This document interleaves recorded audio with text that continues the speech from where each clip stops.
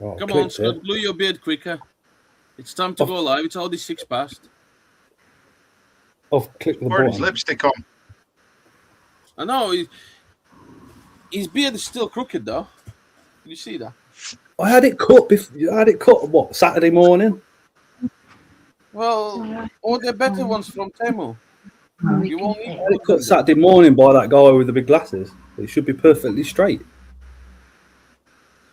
Well, he didn't do a good job. You still look old. What do you think he wears glasses? Come on, can we go live now?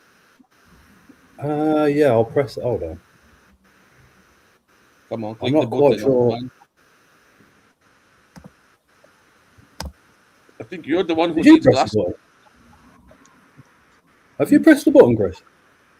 It's your job to press the button. Okay, let me press the button. Give me 2 seconds. Have you done it? I'm getting there. I didn't know I will need to press a button.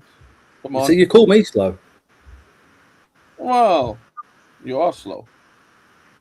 Yeah. Okay. Hello. Oh. Hello. Hello, everyone. I worry about technology. Right. Good evening. No, it was him messing around because he can't press a button. I was doing this because Chris has got full control like I have. He was doing the same thing I was doing. So it's coming up, going off, coming up. Good evening and welcome to the Tuesday Live. We have with us this evening Ray and Angela Hale, committee members for the British Tarantula Society, as well as Tim Baxter, Just Scorpions, committee member for the British Tarantula Society also, and my partner in crime, Chris, from Chris and Ling's Zoo on Wheels. And tonight we're going to question Ray and Angela and Tim, go over the history of the BTS, what it does, and the future. If you've got any questions, drop them in the comments. If I don't read them out, just put them again because sometimes the comments go quite quickly and we can miss one or two. So just bear with us. But evening, everybody. Evening, Mr. Pennell. Good evening. Ray, thank you very, very much for joining us. Angela, thank you very, very much for joining us. Absolute privilege. Tim, cheers, mate. Chris, cheers, mate. Anytime, dude.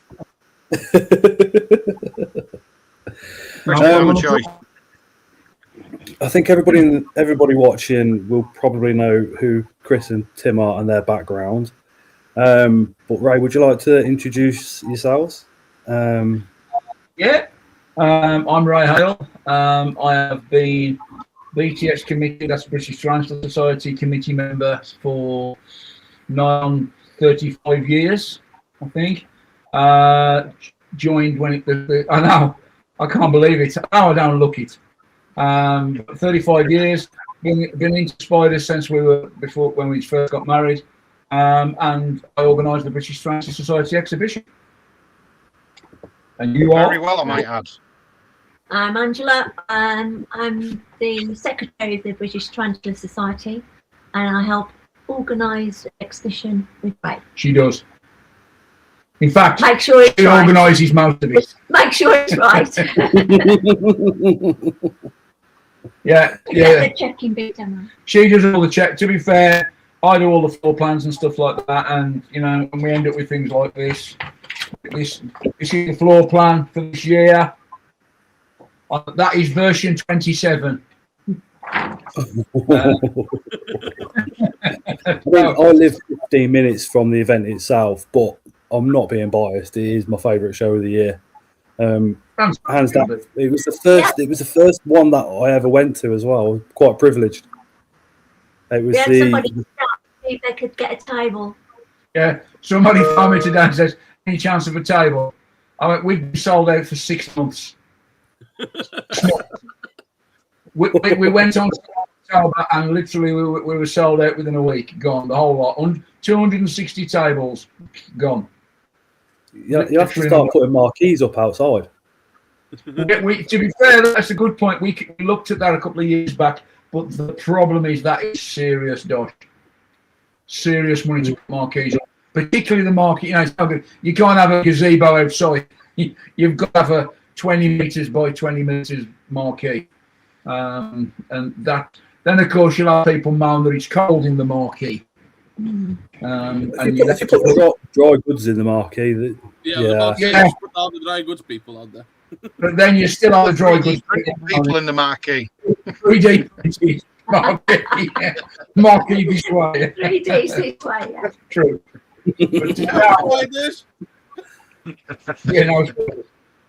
But now go on. How did the actual British Tarantula Society itself start up? Well, the BTS started. What? You don't know? You do it. You do that. The BTS started the seeds of the BTS started about 1982, 1983. And then a lady called Anne Webb, real name, Anne Webb and Frank Webb, Andy Smith, and a couple of guys who've long gone, decided to form a group where who kept tarantulas. Because bear in mind, this is 1982, 1983. Spider keeping was not really the thing. I think it originally was named the Federation, the British Tarantula Federation. Whenever you set up any sort of club, there are teething problems, and very quickly it morphed into the British Tarantula Society. And then Paul Carpenter, Peter Kirk came on board, and then I came on board, Mark Pennell, and literally as years have progressed, it literally started because Anne Webb kept tarantulas, and in those days there was no information about how to keep them. If you wanted a tarantula, you bought them from a place called Regent Reptiles, which was in Regent Street, London.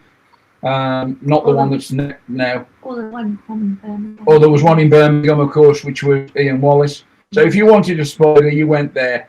But there was no information. None at all. No internet, nothing. So Anne wrote her own. And she wrote The Proper Care of Tarantulas. Although that book is now hopelessly out of date, the names have all changed and everything like that. Yeah. Although the names have all changed in it, it's still a hell of a book, and it's a collector's item. If people want that book, because it was the first book, really. I mean, Andy Smith had done a couple of pamphlets, but that was the first book. That was quickly followed by Ron Baxter's book, Keeping and Breeding Tarantulas, which, if you ain't got it in your collection, I've got some spare copies, which will be on sale at the BTS. That very book. Now, for you selling those copies for, right? There'll be a tenner. I'll tell you what happened. And one of, can you put two aside? One for me and one for Chris. Yeah. Of course. Ron Baxter recently died. Now, sadly, he was 94 when he died, and his family contacted the BTS and asked us if we would get involved in trying to, help clear. Got a hell of a lot of books and a hell of a lot of information. And we went along, sad really. I mean, Ron was a legend in the hobby in the early days. And that book there was the Bible. You could not get any other book. And I'll be honest, if you have never read that book and you are a spider keeper, shame on you, because you need to. Because that will tell you everything. Forget Facebook. I'll write this down. Forget Facebook, forget everything. That book will tell you what you need to know. Am I right, Tim? Yes, you are. Yes, great book, and very, very good book. Like I say, the names have changed. The names will always change, no matter what book you get. But the facts still retain the same information: the care, the husbandry, the breeding, the sexing. It's all in there. Well, Ron was unique. He bred pokies before pokies were bred. He bred everything. He travelled all over the world. It was sad he died of dementia in the end, 94, but as I say, an absolute legend in the hobby, Ron was. And not just our hobby, because he was also into butterfly silk moths. A very, very, very clever guy. And it was such a sad thing. So we picked up, when we went, we found a couple of boxes of those books. Now that book's been out of print for 30 years. Yep. But it's worth having. So But things happen, and then books come and go, and then you were talking about the shows. and then suddenly the BTS expanded. We joined in.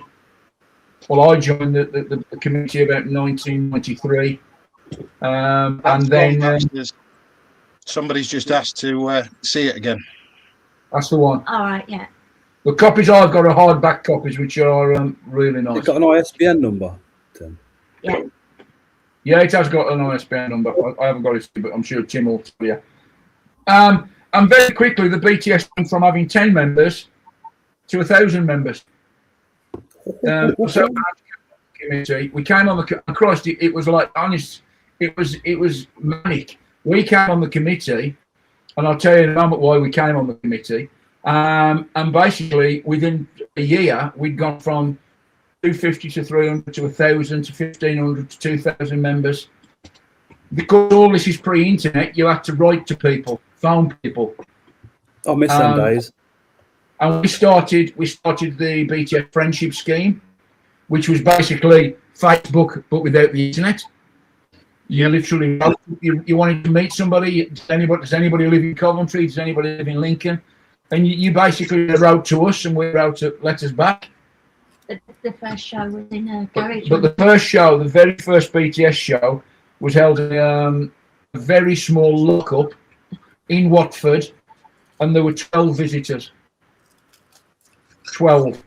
There were two traders and 12 visitors. And I'm not 100% sure, but I think Matt from Custom Aquarium was one of them. I think he was. That would not surprise me. He is a wonderful man. In all the 40 years I've known him, he hasn't changed. He's still.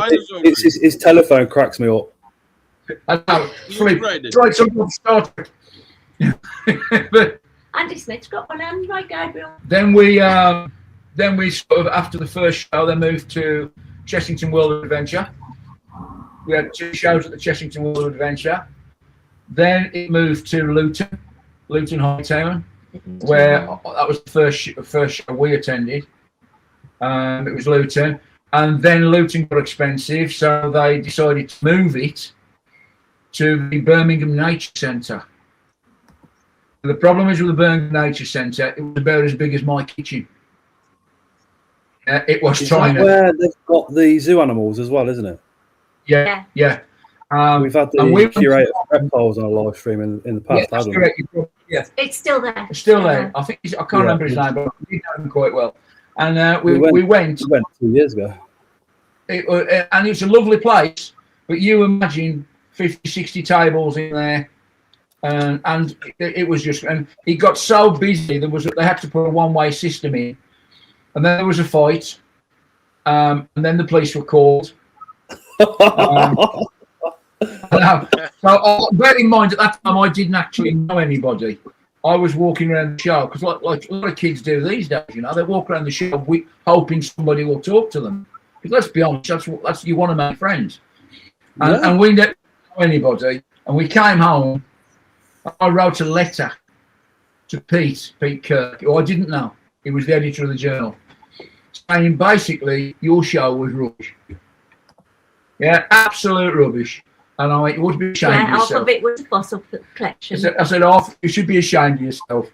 And Pete wrote back and he said, well, if you think you can do better, mate, come on the committee and do it.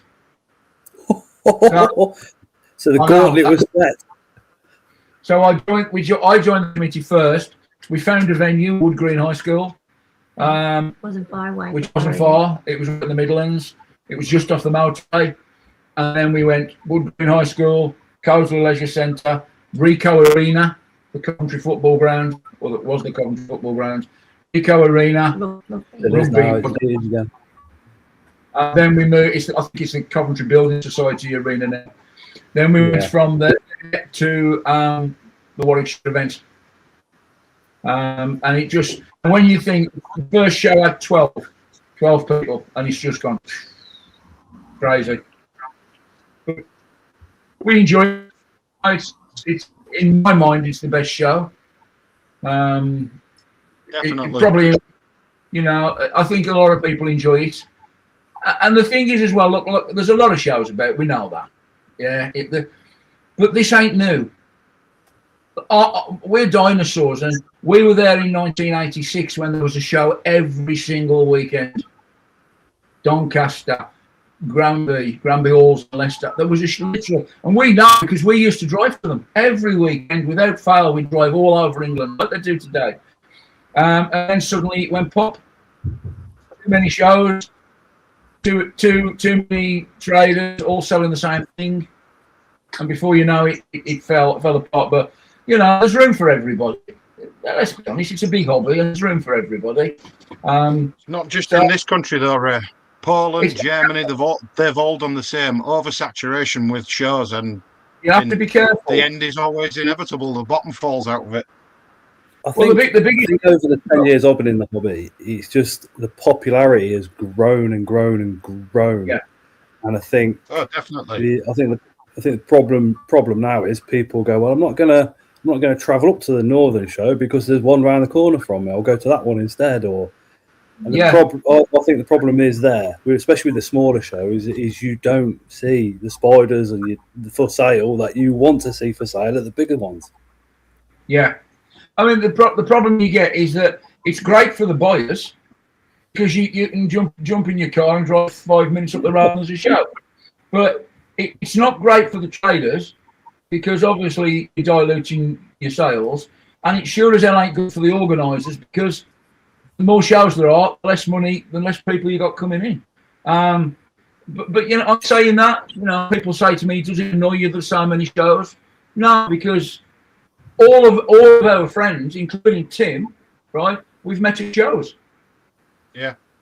You know, I mean, like Mark Penn or Martin Nicholas, we've met them all at shows at some stage and become friends. And you make friends for life at the shows. And it's what you make it. But as I say, we run our show, and good luck to every other show that's going, I'll say. You know, good luck to them. So apart from the BTS, what is the actual British Tarantula Society all about? Because a lot of people kind of would think they're a Facebook group and it's a show, but it is obviously so much more. You're right in reality. A lot. I mean, I think we've got something like 50,000 Facebook members. Most of them don't even know we're a society, and they're surprised when we say, "Well, look, we are a society. We've been running for 40 years. The show next year is our 40th show. Although the BTS is 41, we didn't have a show at the first year. So next year is our 40th year.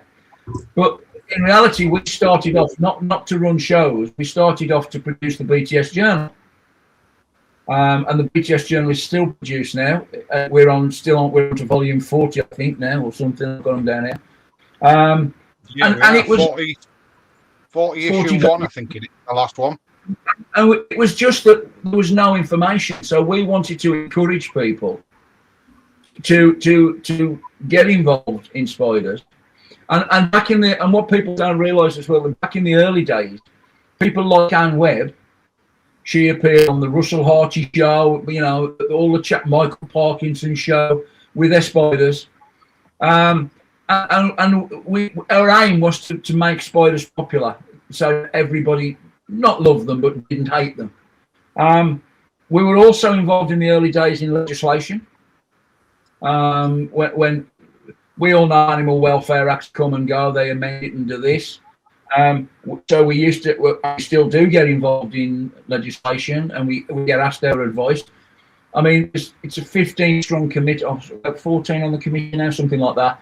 You've probably got 700 or 800 years experience on there because we've all been, you know, I mean, people like Pete Burke, Andy Smith, who's ex-chairman.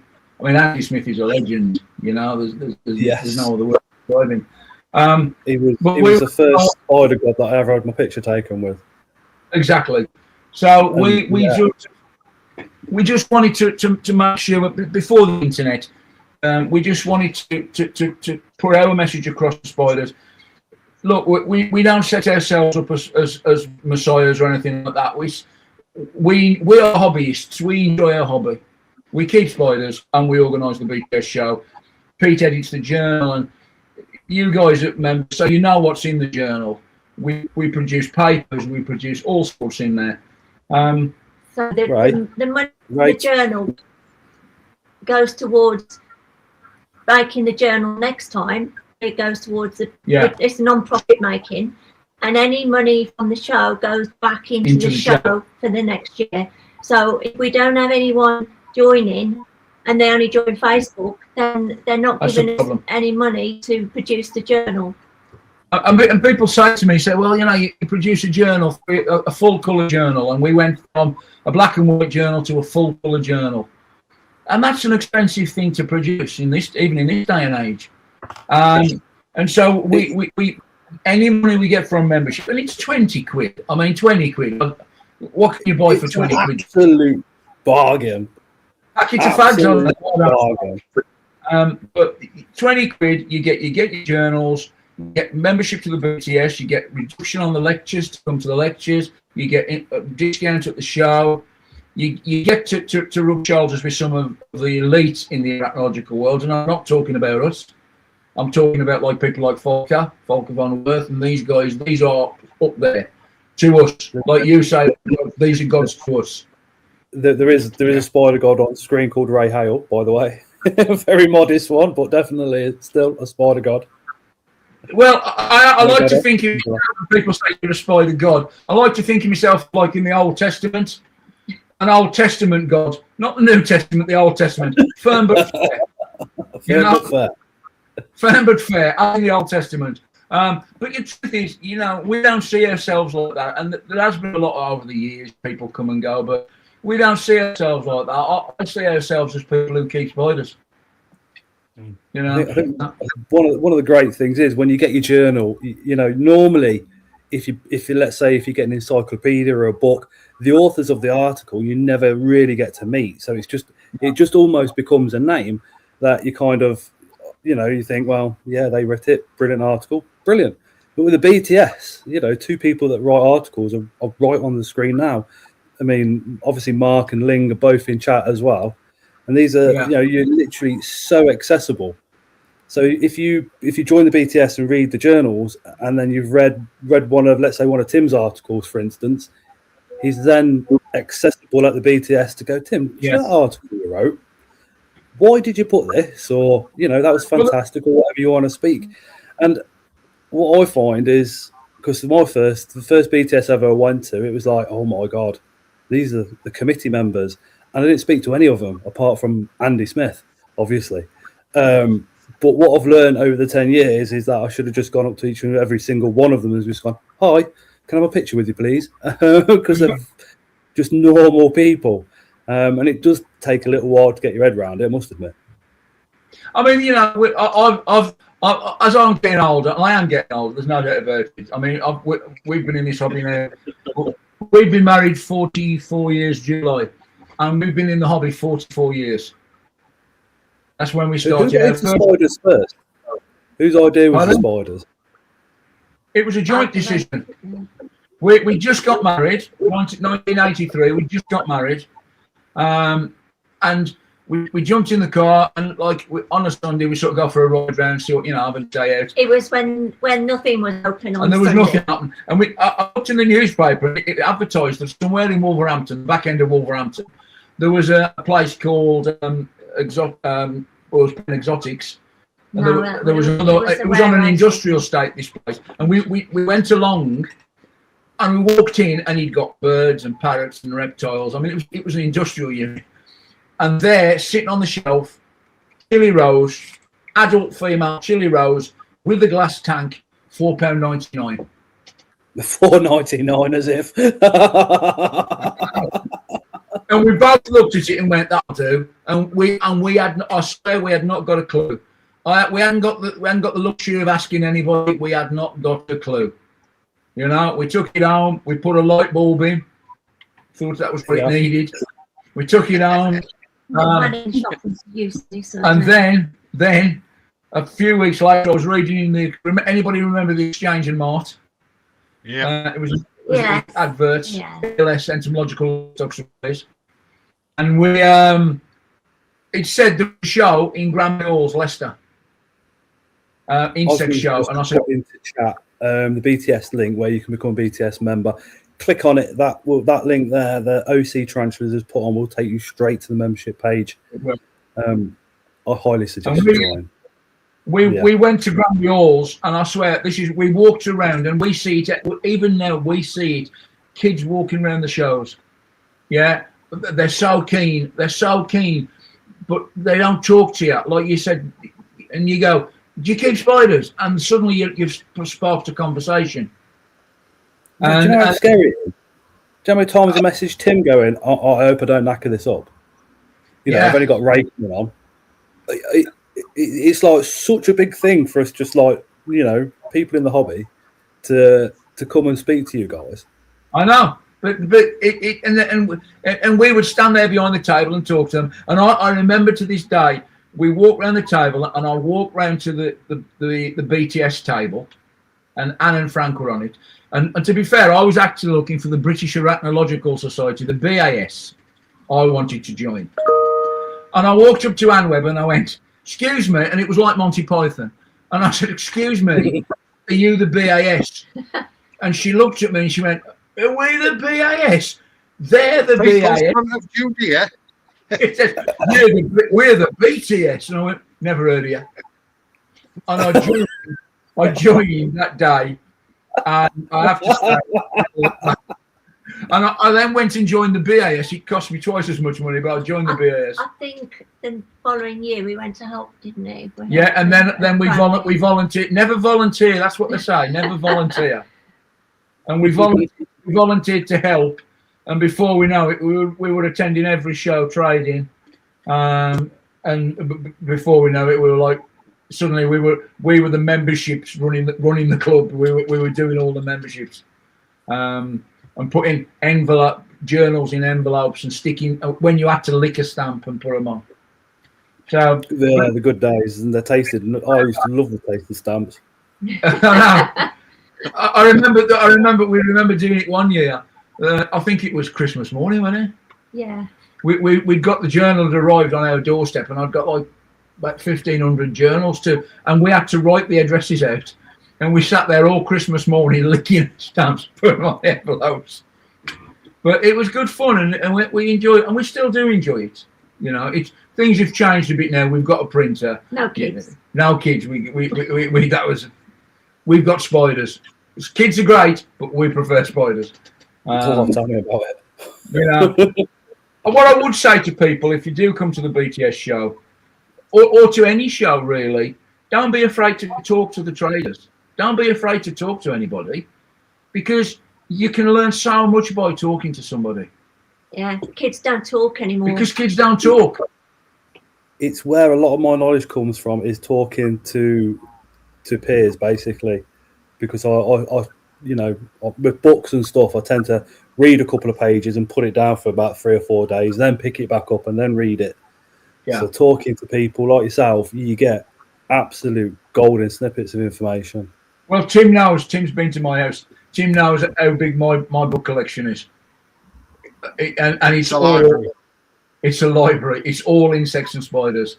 I've got so many books on them, and I am a fanatic for books. I think I spent 40 minutes in there last time I was at your house, just looking at the titles of the books and. That's nice. When Andrew Smith comes to our house, because he doesn't live far away, he goes upstairs to where I call my library, and he literally pulls the books out, and he pulls them out. I said, "What are you doing?" He said, "Well, I'll be borrowing these." I went, "I don't think you will." Put it back. Put it back. Well, Tim, I did give you a very nice Keeping and Breeding, John Hancock's book. That was John Hancock's. My God, I mean, there's not many. I don't think there's very many copies of it left out there. That's the one. That's the wrong one. For anyone who doesn't been to Tim's yet? Pardon? Have you ever been to Tim's? I've never been to Tim's. He's too far north, isn't he, for me? Tim has literally got the history of the BTS in books. I know. It wouldn't surprise me. Yeah. But I mean, for those who don't know, John Hancock who Tim's going to show you his book now. This one here, John Hancock, was a committee member of the BTS who actually discovered how to sex tarantulas from a shed skin. Oh, that's that book. That book there. That is rocking horse stuff. You're never going to find that. How many of the committee members have been out in the field and discovered spiders? Self, Martin, Mark, Andy Smith, Peter Kirk, Angela, of course. She's always there. In fact, she finds more than I do because I'm always on the edge of the boat. Ray Gabriel. And we've all got our own areas, you see. You know, we prefer Southeast Asia. Andy prefers India and Sri Lanka. Andy, he found the second pocket of Metallica, didn't he, Andy? Yeah. I mean, Martin's done Peru. Mark's done Malaysia, all over Malaysia. We've done all over Cambodia, Thailand, Vietnam, Borneo. These areas. When you say you've done all over, do you mean you've actually visited these places? Yeah. When you're out in the wild, how do you spot the spiders? Because I know, you know, these spiders can be this size, but I should imagine out in the wild they're difficult. We go out in the jungle with big, torches and look for them. And we find them. And we look for them. You know, you ain't going to find them during the day. If you don't do anything before you die, you've got to go to a jungle and go out in the middle of the night. You've got to. It's. If you do nothing else before you die, do that. That's the key. I mean, I have to say, a few years back we were in Sarawak in Borneo, and we met a guy who said to us, "I'll take you to a place where they've got tarantulas this big." And of course, we didn't believe him because, let's be honest, everybody thinks they've got a spider in the bath this big. They ain't. Yeah. So he took us to this cave system, and we went into this cave, and then we went to the back of the cave, and it got lower and lower. And then I'm thinking to myself, I'm walking into a very dark cave with a bloke who's got a machete. And we met him. We just met him by chance, and we went down into this cave. It was pitch black, and we turned our torches on. And honest to God, the walls, the floor, the ceiling was covered with tarantulas. Covered, and the chances are they were all new species. New species and they were blind because they lived in total darkness. And it's stuff like that, like Andy Smith, Metallica, Ray Gabriel's been out there, he's at Panama and places like that. Mark's got Uli Pinelli named after him. Oh, we found that one that it's in the National Geographic. Yeah, I mean, we found one that had appeared in. I found a very old article in the National Geographic. When you were 17. And I was about 17, I think, when I found it. And we were together then. And I said to Ange, one day we'll go to Borneo and find this spider. And it took us 30 years. But we went and we got there and we searched for about, on and off for over 4 or 5 years. And then, bugger me, we found it sitting on a tree. And nobody had seen this spider for like 30, 40 years. And everybody thought it was extinct, didn't they? But there it was. An extinct spider. What species was it? Oh, it was a Malaysian, one of the Malaysian thing. Like, I think it's now, Mark will tell you better than me, forming a chilus or something like that. But this particular species hadn't been seen for a long time. You see, we're not just into tarantulas, we're into true spiders as well. Yep, same. So when we're looking for your thorn spiders, we discovered one called the elephant spider, which had got a big tail, like a long tail on it. I've got pictures of it somewhere. But yeah, it's fascinating, But we just love going out. I mean, you can go to Mallorca, you can go to Benidorm, but no, you're right.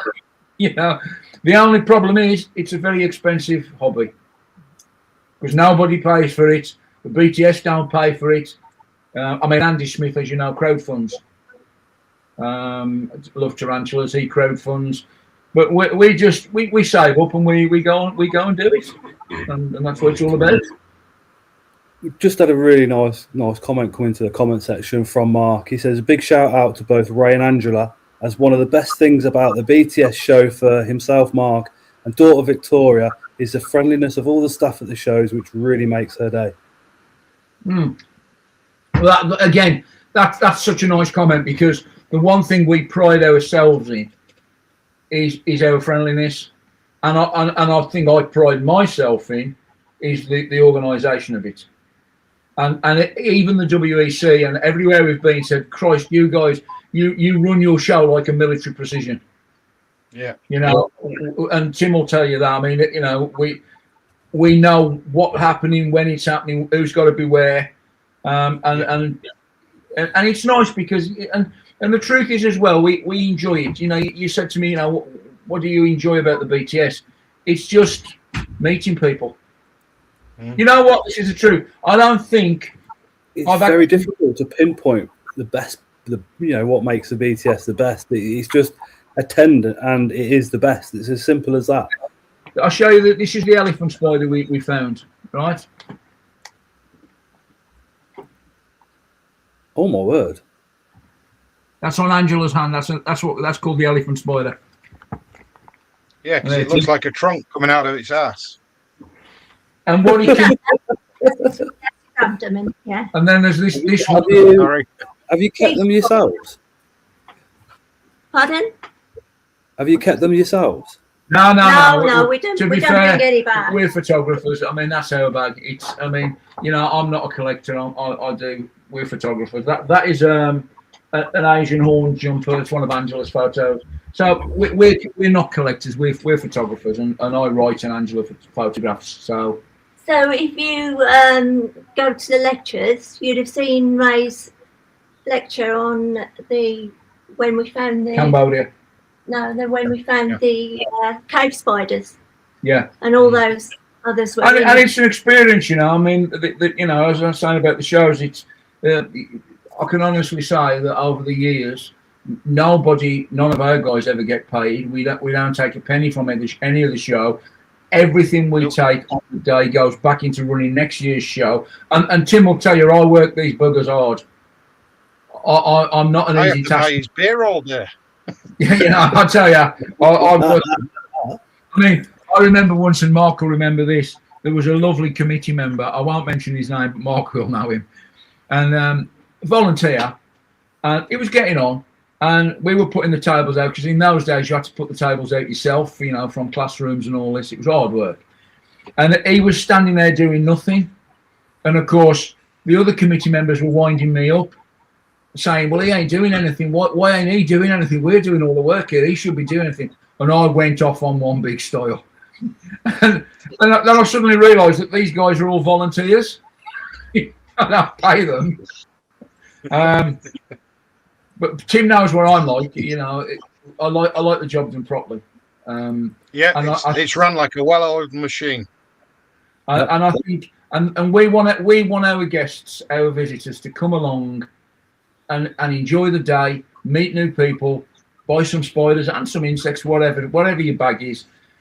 You know, we want the disabled guys to come along with the wheelchairs, because you know you guys have been to our shows. There's plenty of room for the wheelchair guys. More than enough room, literally more than enough. That's what a couple of people have said about the accessibility in chat. Like, it's 10 out of 10. That's the whole point of it. You know, I mean, you know, there's nothing wrong with running a show for profit. There's nothing wrong with that. You know, if you're a businessman, that's fine. But our mantra has always been, we run a show not for profit. We run it for the hobby. And any money that we make at the show goes back into next year's show. Because the guys who organise shows will tell you it ain't a cheap thing, hiring a hall. And especially something the size of the WEC. No. And any money we take off the membership goes back into running the journal. You know. That's super welcome. That's the but. And that's the truth. Come and speak to us. That's why we're there. And you know, I was about to say, I think it's probably been about 20 years since I actually bought a spider at the BTS show.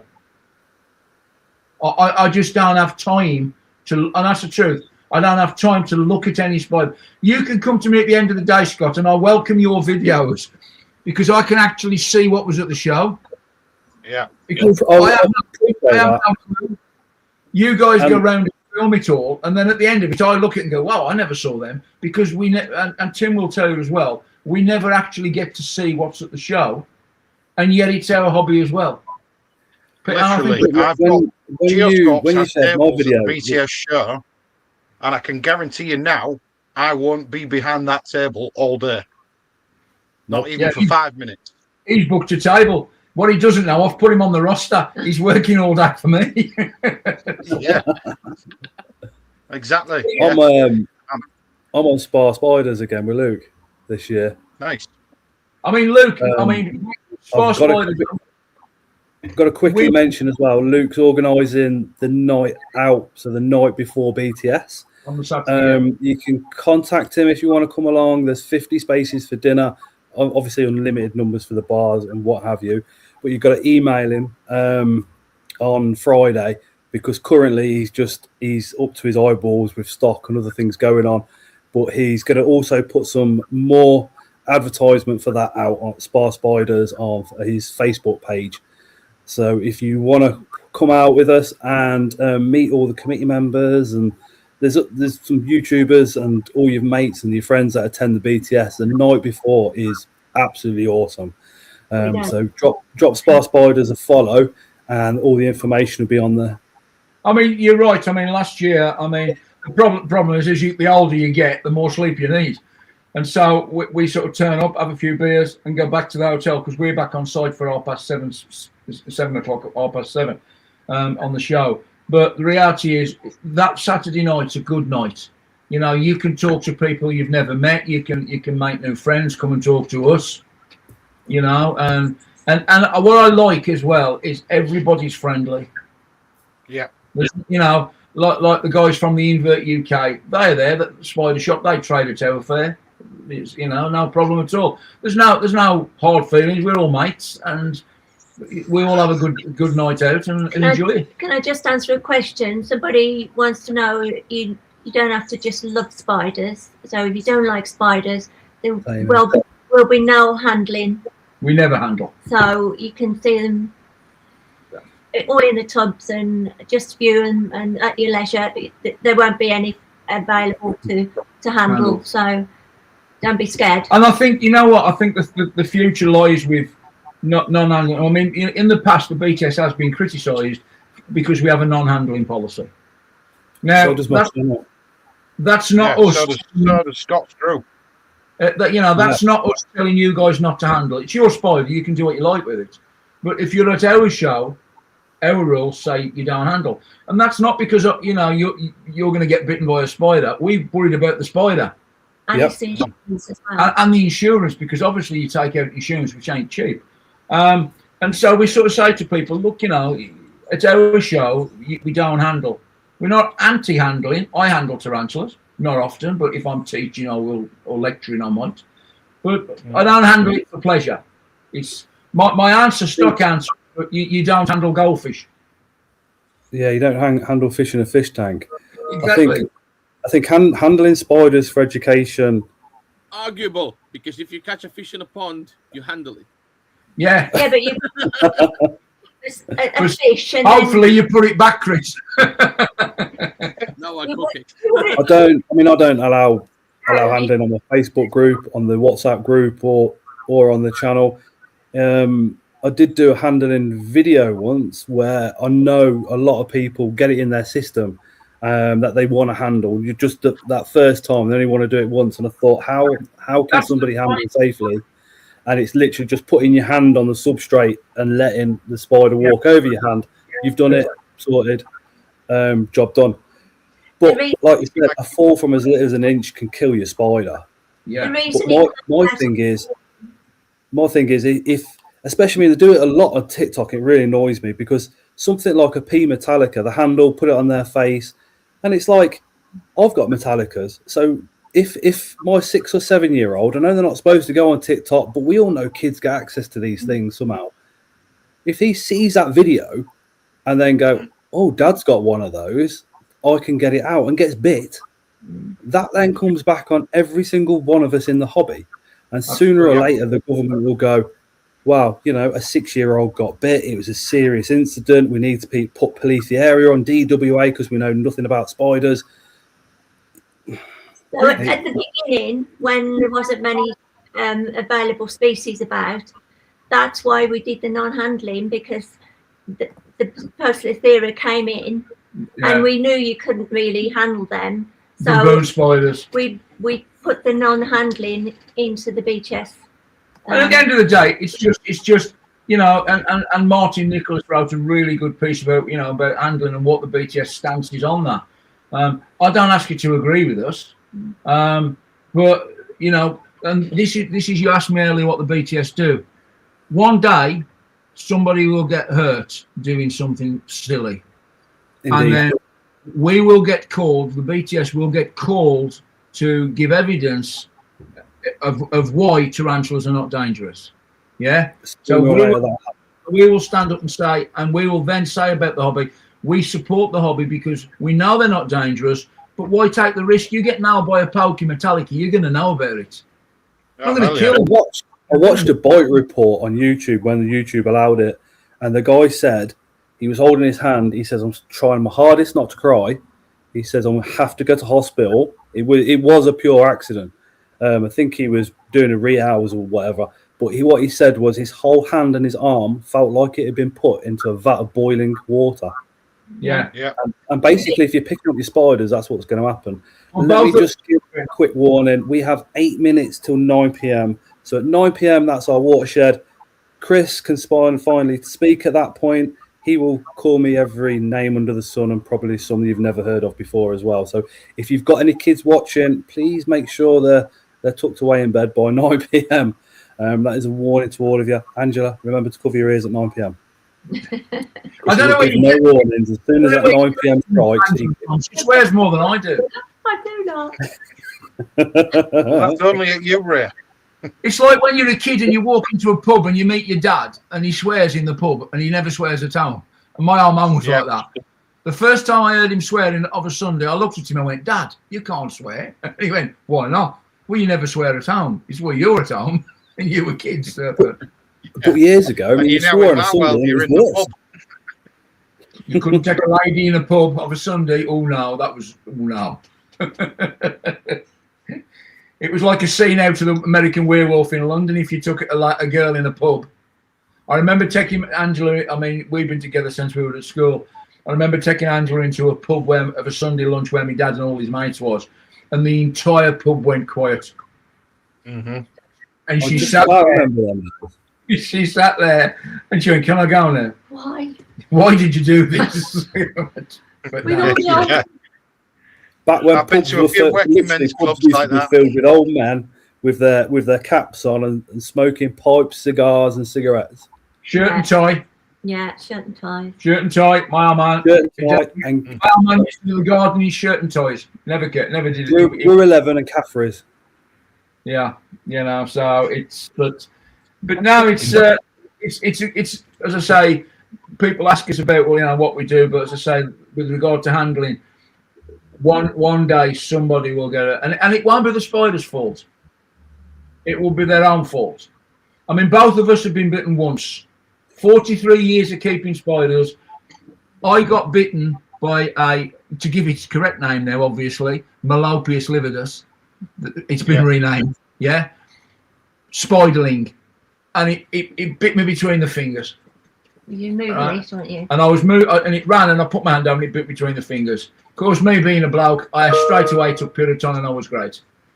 Angela got done by a Selenocosmia lyra. Is that a true story, Angela? Did he actually just nothing happened, I'm fine? Yeah, I was at work. I came back, and he greeted me at the door going, a spider bit me. I went, did you take any antihistamine? He went, yeah.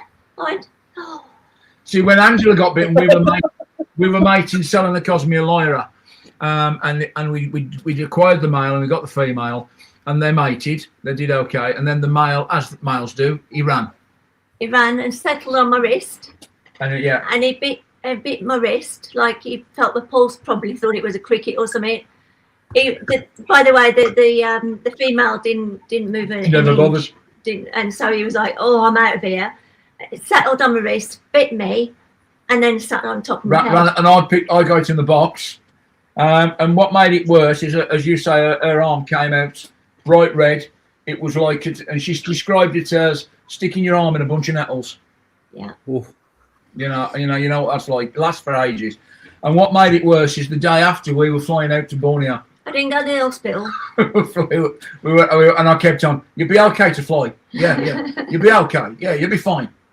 Yeah. The good news is that you are going. I actually got a good article out there. I wrote an article for the BTS journal about it. So, kept me up all night, but yeah. And making observations. It was at the time when I didn't have any antihistamine in the house. And also the chemists weren't open all through the night, like the but that's the only time. Supermarket. So I didn't have any antihistamine until the next morning. But if you want to handle your spiders, handle your spiders. It's not our business to tell you not to. But what I always say to people, don't come running to us when you get nailed by one. Just and ask us to defend you. I think they should respect the spiders, and don't drop them or. I pick the occasional spider up if I have to, but it's not for pleasure. It's just not. No, I have quite a few people message me, at least 2 or 3 a month, saying, "I'm after a scorpion. What would you recommend for handling? A hamster." Yeah. Why would you think that? Hamster box. Not only has it got venom one end, but it's got serious pincers the other. Don't get them for handling. No. I mean, on occasion, I've handled some of mine. I've had some try and do a runner while I've been feeding and stuff. And the last time I got stung was literally one of them was doing a lemming act off the table I'm working on. So instead of it falling and hitting the floor, I thought, well, I'll just catch it midair. And for my trouble, I got it's Telson right underneath my nail on the ear. Yeah. And the nearest thing I can describe that to is getting a boil on your hand. We found a little. I mean, to be fair, I'm not a scorpion guy. I know nothing about scorpions. I'll put my hand up. But this year we were out in Indonesia, and we were paddling across a lake, and we'd gone over to watch the fruit bats, hadn't we? In the trees, we paddled over, and Angela suddenly turned around, and on her oar, we'd gone under the mangroves. There was a scorpion. I sent you a picture, didn't I, Tim? Yeah. Probably a new. It was not a new genus. It was a new species. It was a lycas.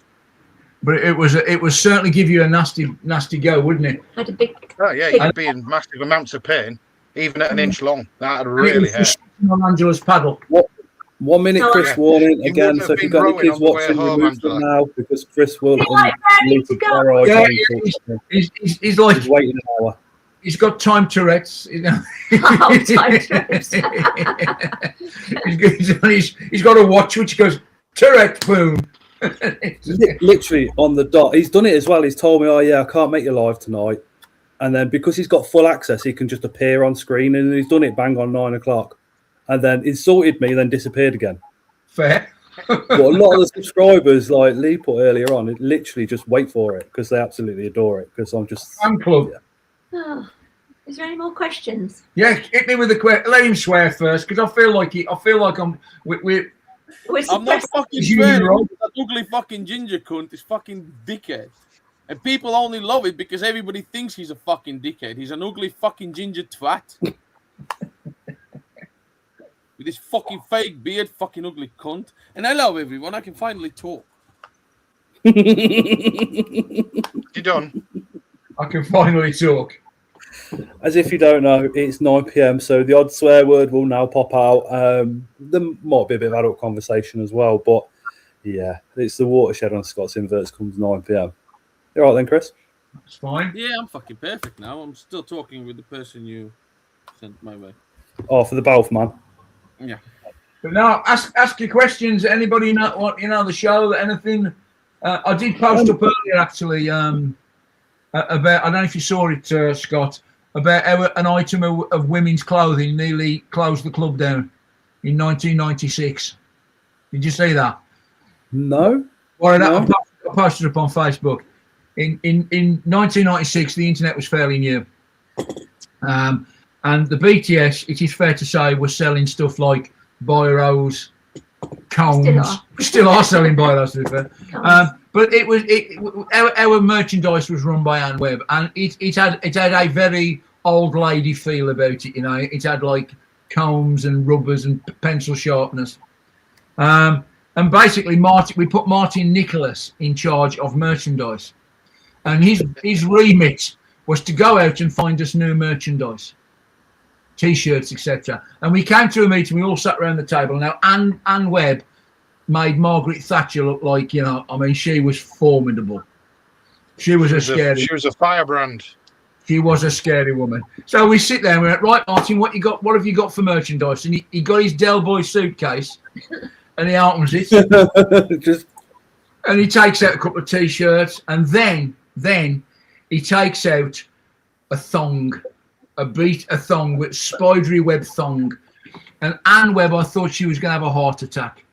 She went, there's no way we are selling those on the BTS stand. Knickers, right with the BTS. And he went, and he said, and you know what? They turned out to be the best seller we've ever had of anything. We sold like 150 pairs in 10 minutes. Gone. Have you still got yours, Ray? I haven't, but I know a man. Do you know who the original pair of undies actually belonged to? No, I mean he bought. I think Martin. He'd bought them off Camden Market. Martin had gone down there, and he's a bit. If you know Martin, he's a great guy. He's a lovely guy, but he's a salesman. You know? Mark's still wearing his. Mark's still wearing his. Commonly known as the ball splitters. Martin's a salesman, and he went down to Camden Market somewhere, and he saw these on a stand, and they were like little spidery web knickers, and he bought like 100 pairs, you know, for a couple of quid, and we knocked him out at like $7.99 or $8.99 a pair. And Anne Webb said, if you sell those at the BTS show, this society is finished. I shall close it immediately. But we still sold them. Yeah. We still sold, and we're still here. You know what? I wish I could get those questions. Any questions? There was one just popped up saying, do you still keep spiders, and if so, which species? We do. Chris could highlight them. Still keep spiders. When I say we keep spiders, the truth is Angela keeps spiders. Yeah. A lot of Brachypelma, which, to be fair, we've grown on said spiderlings, which we bred you, and you know what Brachypelma and Smith Oil like forever. You bought them when you were 17. Yeah, exactly. I mean, you know, the first chili rose was adult when we bought it, and we had it for nigh on 25 years.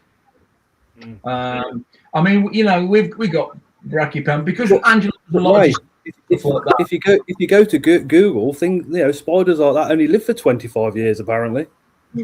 Well, we had one for 30. So I keep a lot of Brachypelma, but I will be getting rid of some. We're getting rid of a few. It's getting too many. Too many. We've probably got, I don't know, a couple of hundred. Yeah, and I haven't got the time. Yeah, I'd say a couple of hundred. And a lot of them are the same. A lot of them are rescues. We've got pokies, Xenos fish. I mean, Emansis. I mean, you know, they've reappeared back in the hobby now. Selling pokies, message me. Yeah, we have pokies. Yeah, we've got. And it, you know, we still enjoy. But of course, I've got Asian spiders. I've got quite a few, forming Achilles and Melopius and stuff like that. Thai blacks and stuff. And some of these are quite old spiders. You know, we've had them a long time, and they're still going, aren't they? But we just got to the stage where we think, you know what, we need to downsize a little bit. We never go out of it, but we will. You know, we will literally keep them until the day we die.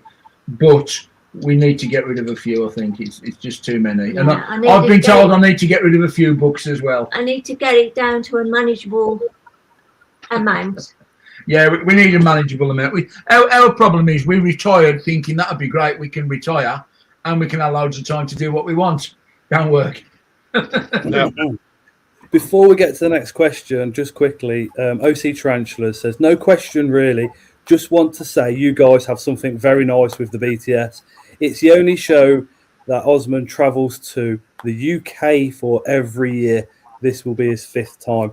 Good man. drives over from Europe every year. Good man. 5 years. We used to have a away from Hong Kong. So Asian Persuasion, which is Ling. Ling was obviously at the lectures. I think you all know Ling. How do people enter the competitions, and where can they find the rules to do it? What is required to enter? So this is the BTS competitions on the day. Right. If you of the Spider World. First of all, I'm sure Mark will post up the exhibition website link. Yeah. And basically what you do is you have to be a member of the BTS because that supports us like we support you. You have to be a subscribing member to the BTS to enter the competitions, except the artwork for kids, which we don't insist on. And basically you need to bring your spider in a clear plastic container, not in the setup, because looking at one that's very... Or a scorpion, no indeed. Substrate. No substrate. And then basically you hand it over to our guys on the BTS competition stand. That'll be Peter Kirk. And he will then give you a raffle ticket, and he will sellotape the one to the thing. Don't lose your ticket. Don't lose your ticket. Then at 3 o'clock, well, the guys then, our judges are Andy Smith, Peter Kirk. We often get a surprise judge, and we're working on that. And then at 3 o'clock, we make the announcements. Not Timmy. What does he know? You can't have him judging his own scorpion. I judge the committee never enter. The committee never enter. I'm not allowed to enter anymore. The committee's not allowed to enter, you know. And literally, you bring it along, and if you want she's got a really nice scorpion. She says she wants to enter. Yeah, you have best Asian, best New World, stuff like that. The categories are on the website. I will post photography that up. And photography, best artwork. Which I have to say, I've seen the trophies and the plaques this year. Mark's ordered them. I've just seen them this morning, and they are the business. You know, and everybody wants one of those up in their spider room. You have the best Asians and best Africans and all sorts of things. Can we have a best Latvian competition? Why do you think you might win? And there, Tim just happened. That was pre-committee days. Pre-committee best scorpion. I mean, that's a nice trophy. That's a nice plaque. It is. The first and the last one. None of your cheap crap. It's not a certificate. It's a proper wood metal plaque mounted on wood. I've got a little trophy that I won at one of the Luton shows. It's a tiny little trophy. Before I was a committee member, and I won it for the art. It's like your kids get for dancing. You know what I mean? It's yeah. Trophy. Oh. But, I think we should bring the road back. Whitehand Arachnopod says, do you exclusively keep spiders, or have you got other things like the isopods, centipedes, scorpions, or anything like that?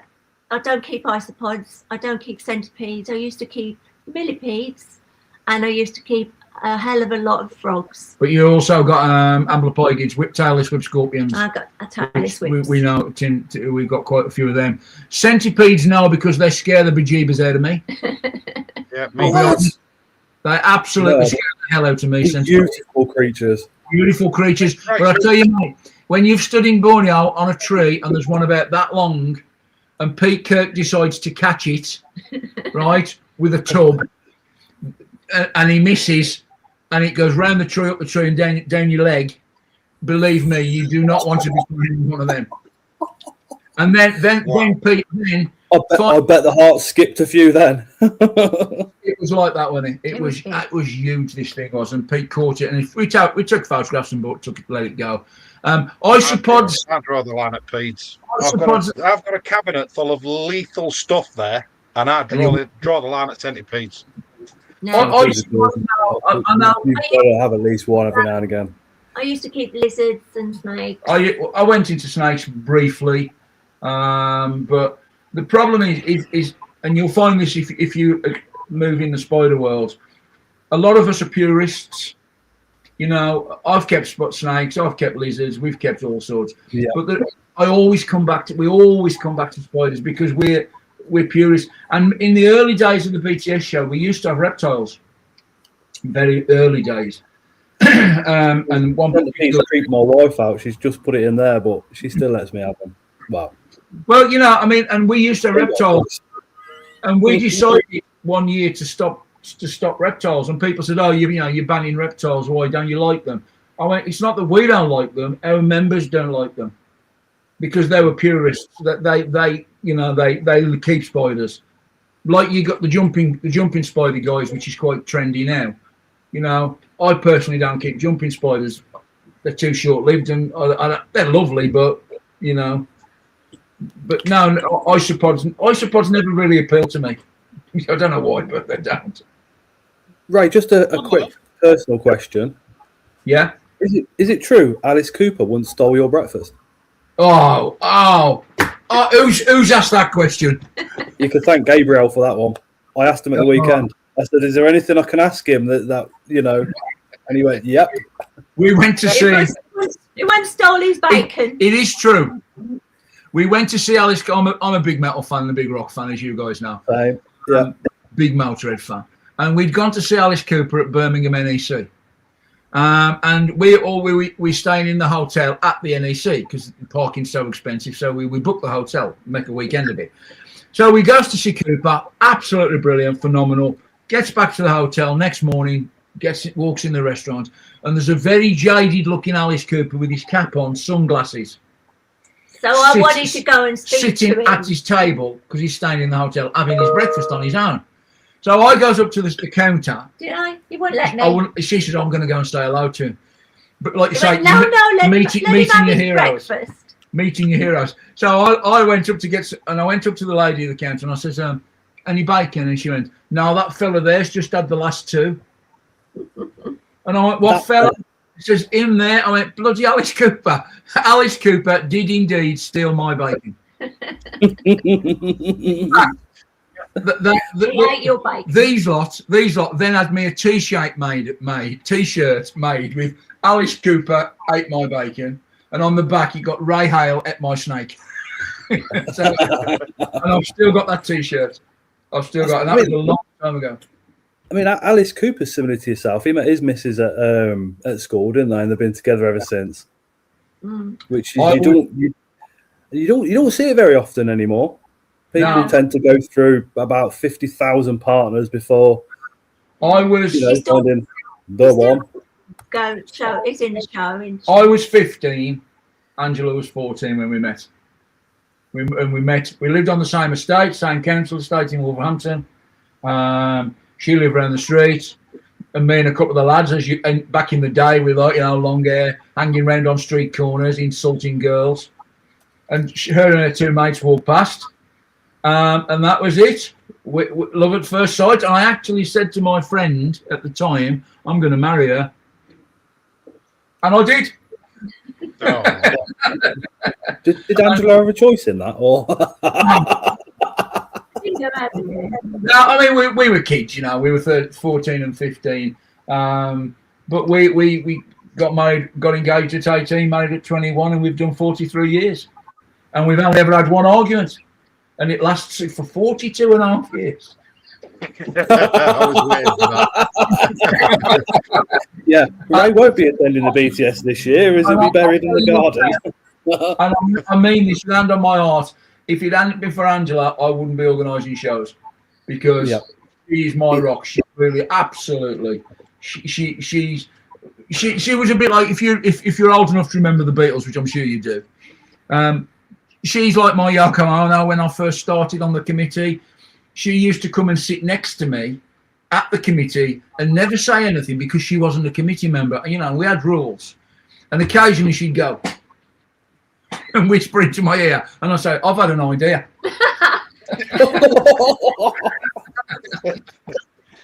and it's the truth.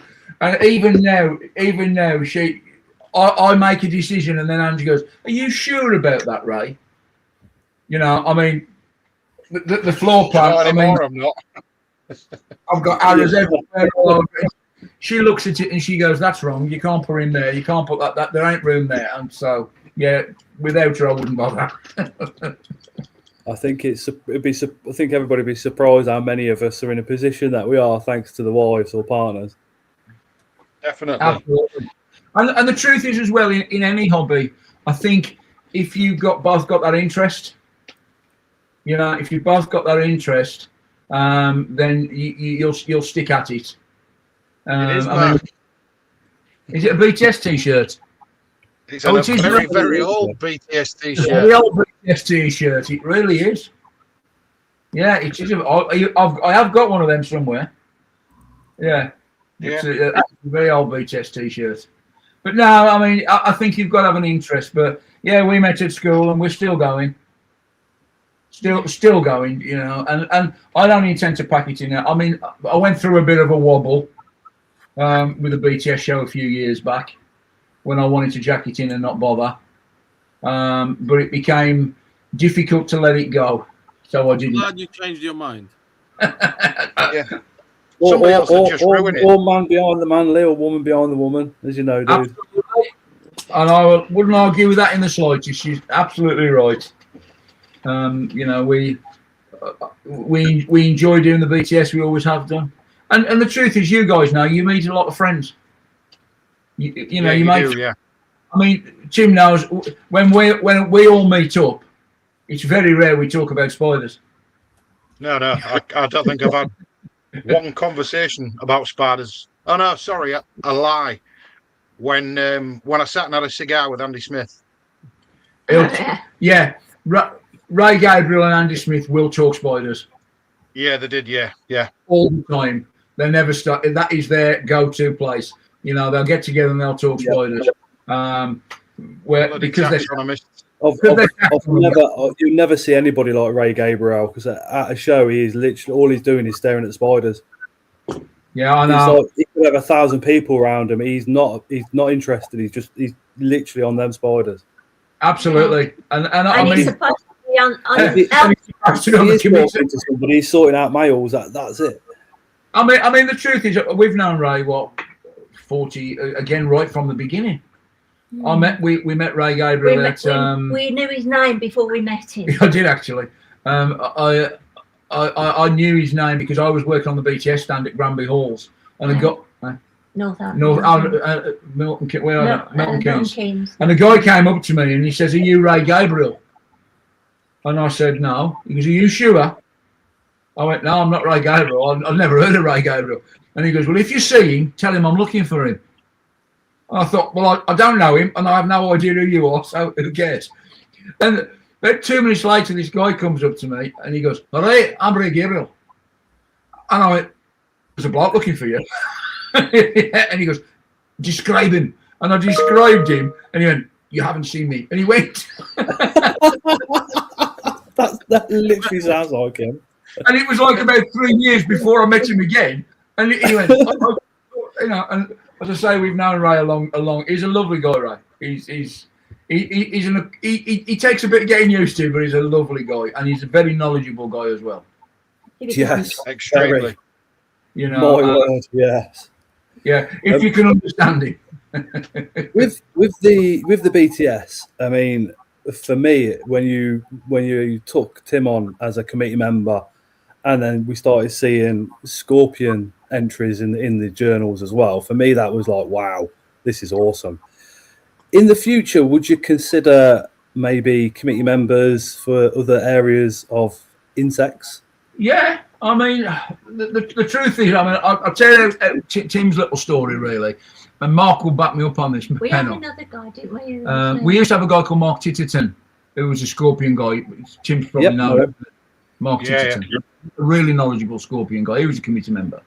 And me and Mark were on the door at the BTS show, and Tim steamed in, and I'd seen Tim a few years at certain various shows, and me and Mark both of us thought he was Polish, right? He does look it. Yeah, I'll give you that. He does look it. Never heard him speak, and we thought he's Polish because in those days there was a lot of Poles at the show, and so one of us made the decision to go up to and ask him, you know, because we had a number of Polish guys walk through and then got wristbands on, and Angela threw them all out. I mean, these guys are big fellas, and she went out, no wristband, out you go, out, and she went. But Tim was there. Where were you while Angela was chucking them out? I was looking. I was hiding somewhere. And Angela was no wristband, out. And we started talking to Tim, and I thought That's the weirdest Polish accent I've ever heard. Yorkshireman. Yorkshireman, you know. And then somebody said he knew about scorpions, and we thought, you know what? And I think you approached us, didn't you, Tim, and said, you know, would you consider us? Well, did, yeah. I approached the committee originally because I knew of Mr. Titterton and Mr. Vince Hull-Williams had both been on the committee for scorpion-related topics and wondered who was doing it now. And apparently there was a pair of shoes to fill. So yeah, after much deliberation by the committee and back and forth messages and stuff, I submitted a written proposal, submitted it to the committee, and I think it was a good few months afterwards. Mr. Kate contacted me and just said, "Yeah, we're welcome on board." Wow. What was the process, Tim? Did you have to do anything, or just literally? Well, there's a secret handshake, and then there's the paddling, and everything else you have to go through. But that's usually at Halefest. Yeah, it's usually one of my parties. I mean, how did you do it? If there's somebody watching, I mean, you've got to know your stuff. You can't just be in the hobby for 2 minutes and go, "Oh, I'm going to join the BTS committee." Like I say, each proposal will be individual. It'll be, what can you bring? You're trapped now, mate. There's no escape. Yeah, it'll be about what you can bring to the table. I think it was what's his name, John F. Kennedy. It's not about what the society can do for you, but what you can do for the society. And as Ray already said. The truth is as well, you don't have to be a scorpion expert or a spider expert or an isopod expert. You know, it's a brave person who sets himself up as an expert. Yes. Very brave person, right? And don't know how much experience you've got. Very brave person to say, I'm an expert. You never hear us say it.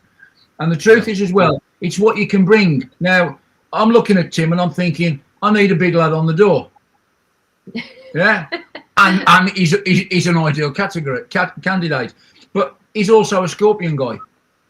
Can I be on a committee? I can bring alloys from the cars in the car park. Unfortunately, we do have a very, very strict no swearing policy. Oh, yeah.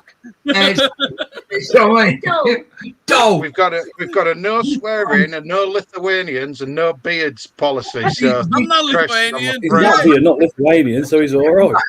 But no Latvians either. I'm sorry, it's just the way it is. You mean? If you want to blame anybody, Chris, blame Eurovision. Right, it's as simple as that. You've never won Eurovision. Do you have a drone guy, somebody that can fly a drone around the BTS? Yeah, we do. But the truth is, you know, Mark. I mean, you know, we've got guys. You know, we're all our own fields. But if you want to be on a committee, you need to put a proposal in and say, this is what I do. This is what. Yes, I know about spiders, and yes, I know about this and that, and I've done this and scorpions. But overall, you need to be committed. And that's the problem, because whether you're on a spider committee or any committee, and I've sat on a lot of committees over my life, you have to be committed. That's the whole point of it. And a lot of people who've got kids, and a lot of people who work, and a lot of people that got various things going on, they just don't have the time to commit. And so suddenly you'll get somebody on the committee and they'll say, oh, this is great, you know, I'm going to do this. And within about 3 weeks, they've burnt out because they've suddenly realised they don't have the time to focus on what they need to be focusing on, because they've got jobs and they've got kids and they've got families and they've got other interests. But I think this is why our committee now has been so solid for so long. You know, you've got Tim, Amy, they're fairly new to the committee, but Pete Kirk, Martin Nicholas, Mark Pennell, Ray Gabriel, Annie, you know, all these people who are on the committee, Mike and Catherine, they've been with us a long time because they've worked out they can commit to the hobby, and that's the key, really. We don't want you to be a world-class arachnologist. But what we do need is people who are willing to put the effort in. You know, you don't have to sit and write articles. I mean, what we used to do in the early days as well is if we were short of articles, and we were short of articles at times, we would say, that's happened recently. And that's happened recently. We would say to the committee, right, we want an article. We want a 1,200 word article off you, Tim, about scorpions. Go and he would do it. Yeah. Young Amy will say, we want a 1,200 word article on Balfouri, and off she'll go and do it. You know, and so that's the type of thing we're looking for. But we're not special. We're just dedicated. We are dedicated. That's the best way of describing it, Ray. Like, scorpion gods. Well, you know, to you guys, you know, to some people, yes. But I hope people can look at us and say, look, these are genuinely nice people. You know, I've never been rude to anybody at a show. You know, we always go the extra mile. Although Angela was once called a witch at a show by a banshee by a woman who was really annoyed with her. And she didn't take any notice. Apparently, I was annoyed with her so much that she called me banshee. But she did ring us up and wanted to know on a bank holiday what was Monday. going on, and it was bank holiday Monday, and I was like, not having it. No, shut up. Yeah, there is quite a trend of that. That's something I've had to get used to. For the most part, I'm quite courteous and considerate, but I've had people message me at 2 o'clock in the morning, demanding that I answer their questions about scorpions, and I'm like, I'm not a call center. Yeah, I have a job, I have a life, and my first response to him in the morning was, "Do not contact me at 2 o'clock in the morning." No. You know, it's just rude. Who in the hell would think, "Oh, well, this is a good time to," and why have you not responded? Yeah, I had a lady contact me Christmas Day. Oh yeah, I remember that. Yeah. Christmas Day, I got an email, and she asked me a question, and it's Christmas Day, and I thought, well, I'll leave that until tomorrow. I'll leave it. By about Christmas Day lunchtime, she'd email me again. How dare you not answer my email? And I thought, well, now I'm not going to bother to answer your email at all because you've been rude. And the next day, she sent me, it must have took her an hour to write this email, called me everything under the sun. We were rude, we were arrogant, we wouldn't speak to her. Her child needed an answer. No, her child needed a parent. What it needed. not an answer. But, and again, I never heard from her again. I did answer her in the end. And I said I will answer her. Tio's joined late, but joined the BTS 3 months ago from Portugal. Has already received the first journal. It's amazing what a reach you guys have got. We have a lot. Back in the early days, we used to have a lot of American members because the American members had the ATS, the American Tarantula Society. The furthest away that we got. We've had people in South Africa. We had Russian members. We've had Iraq members in the past. We had a lot of members, and the problem was, the thing was, we used to know where they were from because they used to write to us longhand. No, you know, these days. Look, if you've seen, I've started doing my Sunday morning sermons, right? Which annoy people, but I don't care because I'm too old to care. So I write what I think, and what I think is that the Facebook is a nightmare. Yeah, I almost swore there. It's a tool. It's a tool, Ray. If used correctly, it's fantastic. But there is a lot of drawbacks. But when you know, I get so annoyed when you see so many negative comments on there. And this is why, because they're all young. They're young people. And it happened after COVID, because I used to work at a zoo full time. I worked there for 22 years, and you deal with the public all the time. And when I went back a few months ago, there was a young lad there who, and nobody wanted to go and work with him. And I went, well, what's wrong with him? Well, he's only like 17 or 18. And I went, yeah. But he said the other day, I think it's crazy that we have to speak to the general public face to face. Because he just spent so much time on his phone. All he wanted to do was text people and not have a face. He didn't want to speak to somebody face to face. He thought that was an odd thing to do because he'd gone through COVID where he hadn't seen any people and he just like contacted them, maybe not even by phone. This is the problem. I think one of the problems with Facebook is that it is a good tool. The internet is a good tool. There's no doubt about it. But, you know, why would anybody take advice of somebody they've never met, they don't know, right, and they have no idea what experience they've got? Why would you do? My favourite one I ever remember, and it's going back a few years, was a guy, Postal Theory of Kirkey. Yeah, and somebody posted up, is there any information about Postal Theory of Kirkey on the web, you know, etc. And Peter Kirk, the clue's in the name there. Peter Kirk, Postal Theory of Kirkey, who had actually done the paper, done all the work on this, and he wrote the answer. And this guy came back and said, with all due respect, I think I'll wait for somebody with a little bit more experience. And this is the Peter Kirk, the bloke who actually wrote the paper on it, knew more about that species than anybody on the planet. And this 12-year-old decided that it wasn't, and I actually went, clues in the name, mate. Clues in the name. You know? So it's a bit. But Facebook, it can be a good tool, but it can also be a dangerous place.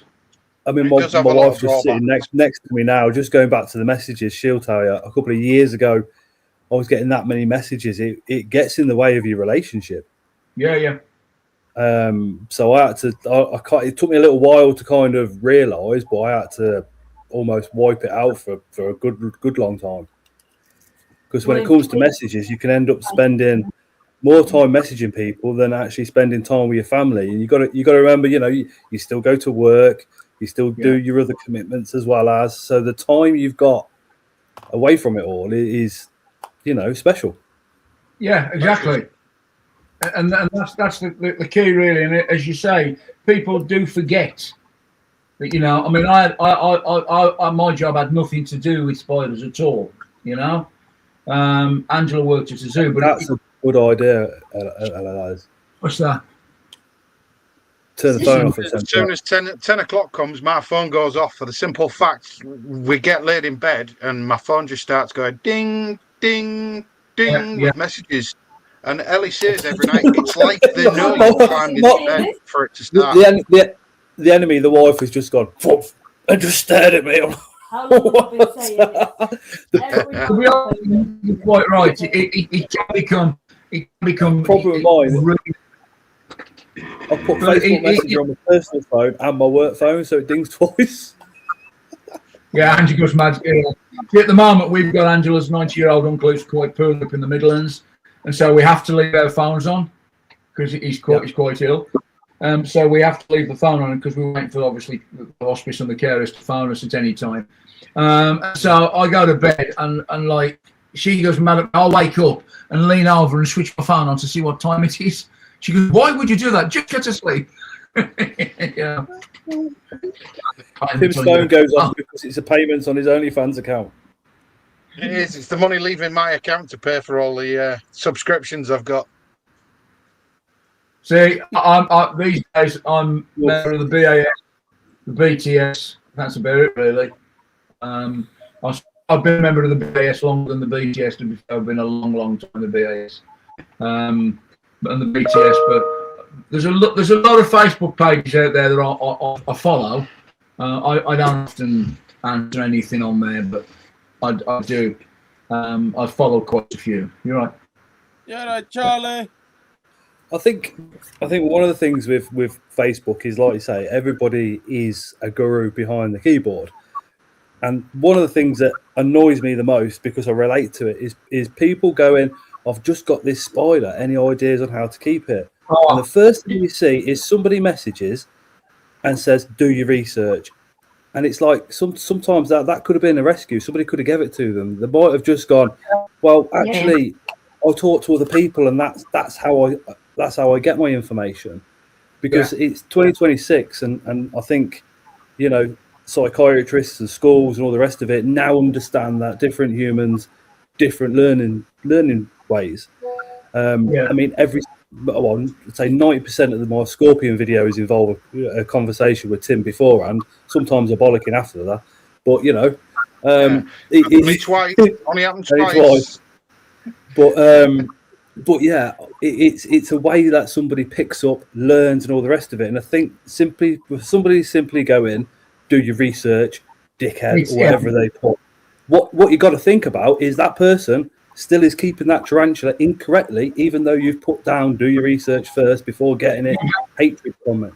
Instead of going, oh, I've kept one of these before. What you want to do? I mean, if you be nice, people actually listen to you, as opposed to. Do your research comment. Honestly, we have a policy. I know Tim follows this policy, and I do, and Pete and Mark. You know, we'll see a question like that come in. We'll let it run for about 4, 5 or 6 posts, and we'll see the do your research, dickhead, and all this stuff come in. And then basically, I'll say to the guy, right, just answer the post properly. You know, with their experience, and then close comments. Yeah. We'll shut it down, because as far as I'm concerned, having kept spiders for well over 40 years, there ain't a lot we haven't seen with tarantulas. You know, phantom eggs, impaction, all these things. I disagree with Mike's comment. I disagree with that badly. You can't just use one lot of research, though. Use multiple sources and pick the best parts that work. I get what he's saying, but there is some merit because the BTS website's everybody's husbandry is different. Yeah, versicolors. There's so much good information about them. Some people say they need to be kept damp as fuck. Some people say they don't need to be kept fucking with water. They need to be with good ventilation. There's literally so many different articles, and if you pick the best parts, you're just gonna do worse to the tarantula. I'll tell you what you want to do with that kind of thing. And you are quite right, Chris, with particularly VIX, right? When they were first brought into this country, we were talking 1987, 1988, when they first started to appear. Yeah, I remember picking up from Heathrow. Remember, 500 of this is 1986. 500 avicularia adults. Thank you. Right. Within a week, 90% of them had died. Yeah, because they were, and nobody knew how to keep a VIX. But there is one man in this country who knew how to keep a VIX, and that's Mark Allison. I don't know if you know Mark Allison from MMA Reptiles. MMA Reptiles, yeah. Nice son. Now, been to his house. Yeah. And basically, you know, you are right. Some people will tell you to keep them damp. Some people will tell you to keep them dry, and it is difficult to know which is correct. But exactly, they come from a place in the cat pee that gets moisture in the morning and then dries out again in the afternoon. Yeah. This is why I always say, in the early days, and people laugh at this, if you want to know how to keep a spider, look where it comes from. We used to go into a travel agent and get a holiday brochure, because in that holiday brochure it tells you what the temperature is in that country, what the humidity is in that country, what the best time of year in that country is. So if you want to know how you're keeping a Vic from Belize, get a Belize brochure and it'll tell you all the information you need about the humidity temperatures. There's actually we actually live in 21st century. There's sites where you can go and it will show you historic temperatures over the years and humidity during the days of any day of the month, of any day of the year, anything. That's the sites where I sit, especially when I want to pair spiders. I just go sit there and watch what Google's pretty damn good for it. Yeah. It is. I mean, it is. We didn't have that then. But we didn't have that. You know, we didn't have it. We had a lot easier. Yeah? These days, that's why again, I say. Yeah. It's like we wrote. Angela wrote an article which she hasn't published yet. It was about molting, wasn't it? It was about spider shedding, and it related to the moon cycles of the moon, etc. And I wanted to know what the state of the moon was on say August the 15th, 1976, or 1980 when we started keeping spiders. And I wanted to know, because we keep a lot of records on all our spiders. And Google tells you, you go in and say, what was the moon phase on this date in this year? And it's back like that. I wanted to know that previously. I've had to go to a library. So Google is a good tool. It certainly is. It's used properly. Yeah. If used properly. Is there anything in the BTS website from over the years, or maybe an article yourself that relates to air pressure and tarantulas? Barometric pressure. Barometric pressure. We spoke about it a fair few times on lives, like especially when it comes through like molting processes, even down to pairings. Your best people to. I mean, there is probably there is a BTS index that Guy Tandy does every time the new journal comes out. You can get journals. He adds to this index, and it tells you who wrote the article and what it's about. And you can get all the back issues. But you are right about barometric pressure. This is what started us off, or Angela, about molting by the phases of the moon. Yeah. Because if you keep records, directly affects the pressure. Yeah, at the darkest part of the month, when that moon is gone, and then the new moon, just before the new moon, you'll find tarantulas molt. When we first put that forward, in fact, I'll be honest, when Angela first put that forward, me and a certain other tarantula guy laughed at her, and we went, "That was stupid. It's not." But then she comes back, being Angela, with all the evidence and the proof and all the records, just to make me look stupid. And I went, you know what, Angie, you're onto something here. We spoke about it when we've had Dave's Little Beasties on a few times. There's so many things that molt, that shed their skin, like the spider crabs do it en masse on just about a full moon. Coral releases its sperm. Coral releases its sperm on a new moon. The whale sharks. That you'll always see loads of whale sharks when it's a full moon. And because there's loads of plankton attracted by the moon has a gravitational effect on the Earth, so why doesn't it can have an effect on animals? You know, the same thing. Just going just quickly before the comment disappears, going back to the average temperatures and humidities of a certain country, Ling says, but there's always a but. That's another thing. People don't think about the borough temperatures. So you Google it. Let's say you're Googling, I don't know, let's say you're Googling Coventry. Coventry's average temperature for the year is 28 degrees. The borough temperature is going to be different. So you've got an arboreal temperature and you've somewhat got the terrestrial / burrowing speed, shallow burrowing. But then for soaring, it's going to be different again. The spider burrows, it silks on the inside of its burrow and gives itself an ambient temperature anyway. So it doesn't matter. You're probably looking, I would say, if your temperature outside is X degrees, your temperature in the burrow is going to be 2 or 3 degrees higher. Yeah. Because they can. It's going to be, because obviously, you know, you're going into the ground and it's going to be humid, particularly Asian species. That's why they silk up the inside of their burrow, and sometimes Asian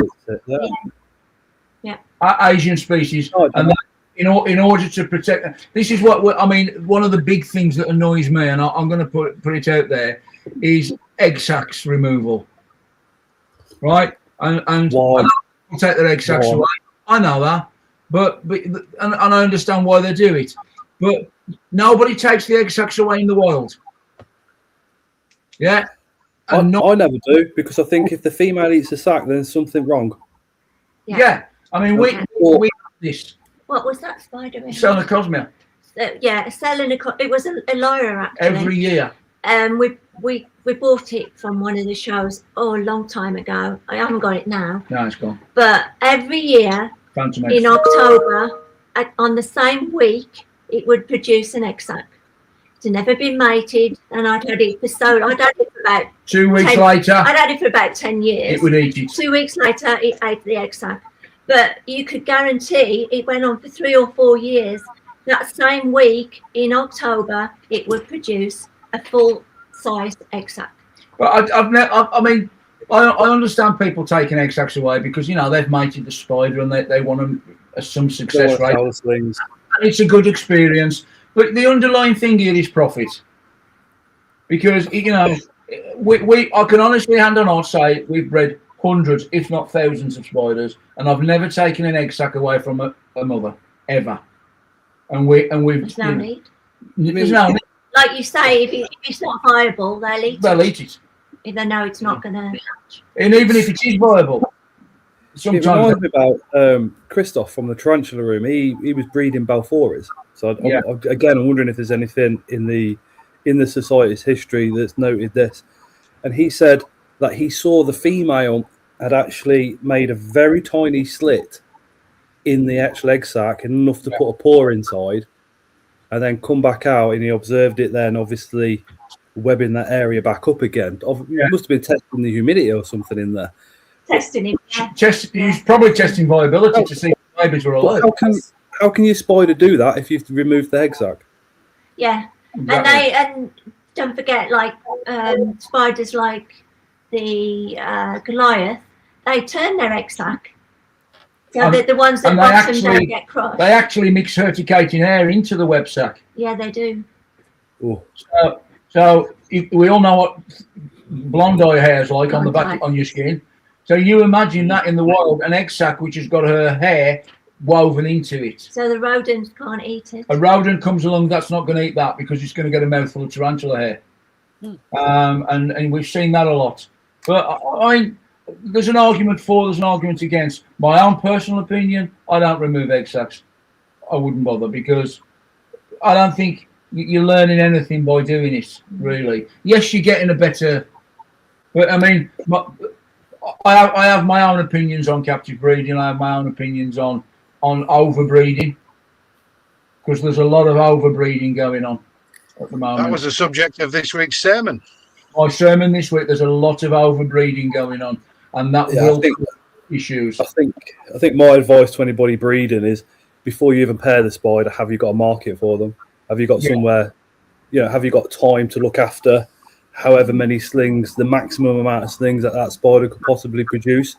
And have you got somewhere to pass them on to? Well, we stopped breeding them a long time ago. I mean, bear in mind, we were the first to breed Melopius lividus in this country. And we had the male from Penn Exotics, as I recall, long gone now. And they were different bloodlines. And we bred them, and we had about 50 of lividum, or lividus as it is now. And we did that. And we sold them on, but we bred a lot, but it was never our thing, was it really? It's just the time of looking after the babies. Time consuming. I don't have time to look after 250 curly hairs. I mean, they're lovely spiders, don't get me wrong, but do I want 1,000 of them? No. I actually said this week on Facebook that there was a guy at one of the early BTS shows. He bred Lasiodora parabiana, salmon pinks. Salmon pinks, if you've ever bred them, you will know they've only got to look at each other, and she'll have babies. And she had nearly 1,000 babies in one egg sac. And he found me up, this kid, he's still around, this lad. And he found me up and he said, how much will you reckon I could sell these for at the BTS show?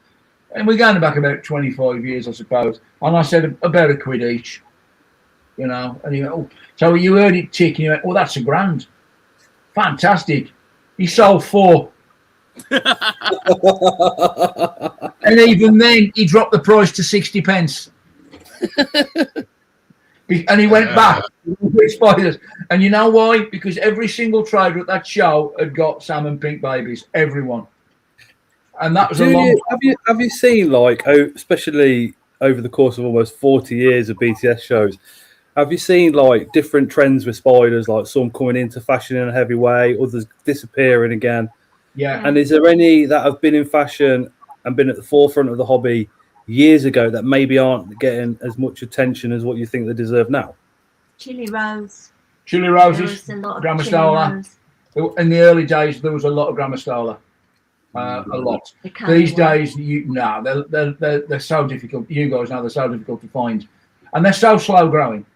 Is that? Yeah. Do you think that's because of we could just literally just order them from abroad years ago, and then yeah. Well, I mean, obviously, being put on CITES didn't help. Yeah. You know, there's a lot. Chili roses live forever. They live a long time. They take forever to grow. I mean, she's got chili roses. I mean, we've had them like God knows how many years, and they're this big, man. They're hella big. I have one that's 6 years old, and it's about that big. I know, yeah. But I'll tell you a spider which I think's really underrated. But I did have two that I was growing up, and then one day one molted to this big male. But you see, that's the other thing you see is because I mean, curly hairs are underrated. I think you know they're a beautiful spider. They really are. As an adult female, they're gorgeous. It's a like the double-edged sword, isn't it, with curly hairs? Because you've got the true forms, and then you've got the hobby form, which it's like, why is the hobby form still in the hobby? Yeah, well, I have not seen a hobby form for years now. Yeah, it's slowly disappearing. It is. I've not seen one for a good two and a half years, maybe 3 years. They're all true forms, Nicaraguans that you see at the shows now. I mean, the other thing is we talk about captive breeding. The first thing you've also got to look at is have you got the right male for the right female? Because a lot of males are sexually dimorphic, so that they look completely different to the female. Now, unless you've seen a male, either in the wild, right, or somewhere else, you a particular Asian species, you're looking at a male which could be a different species to the female. And we know that spiders will crossbreed.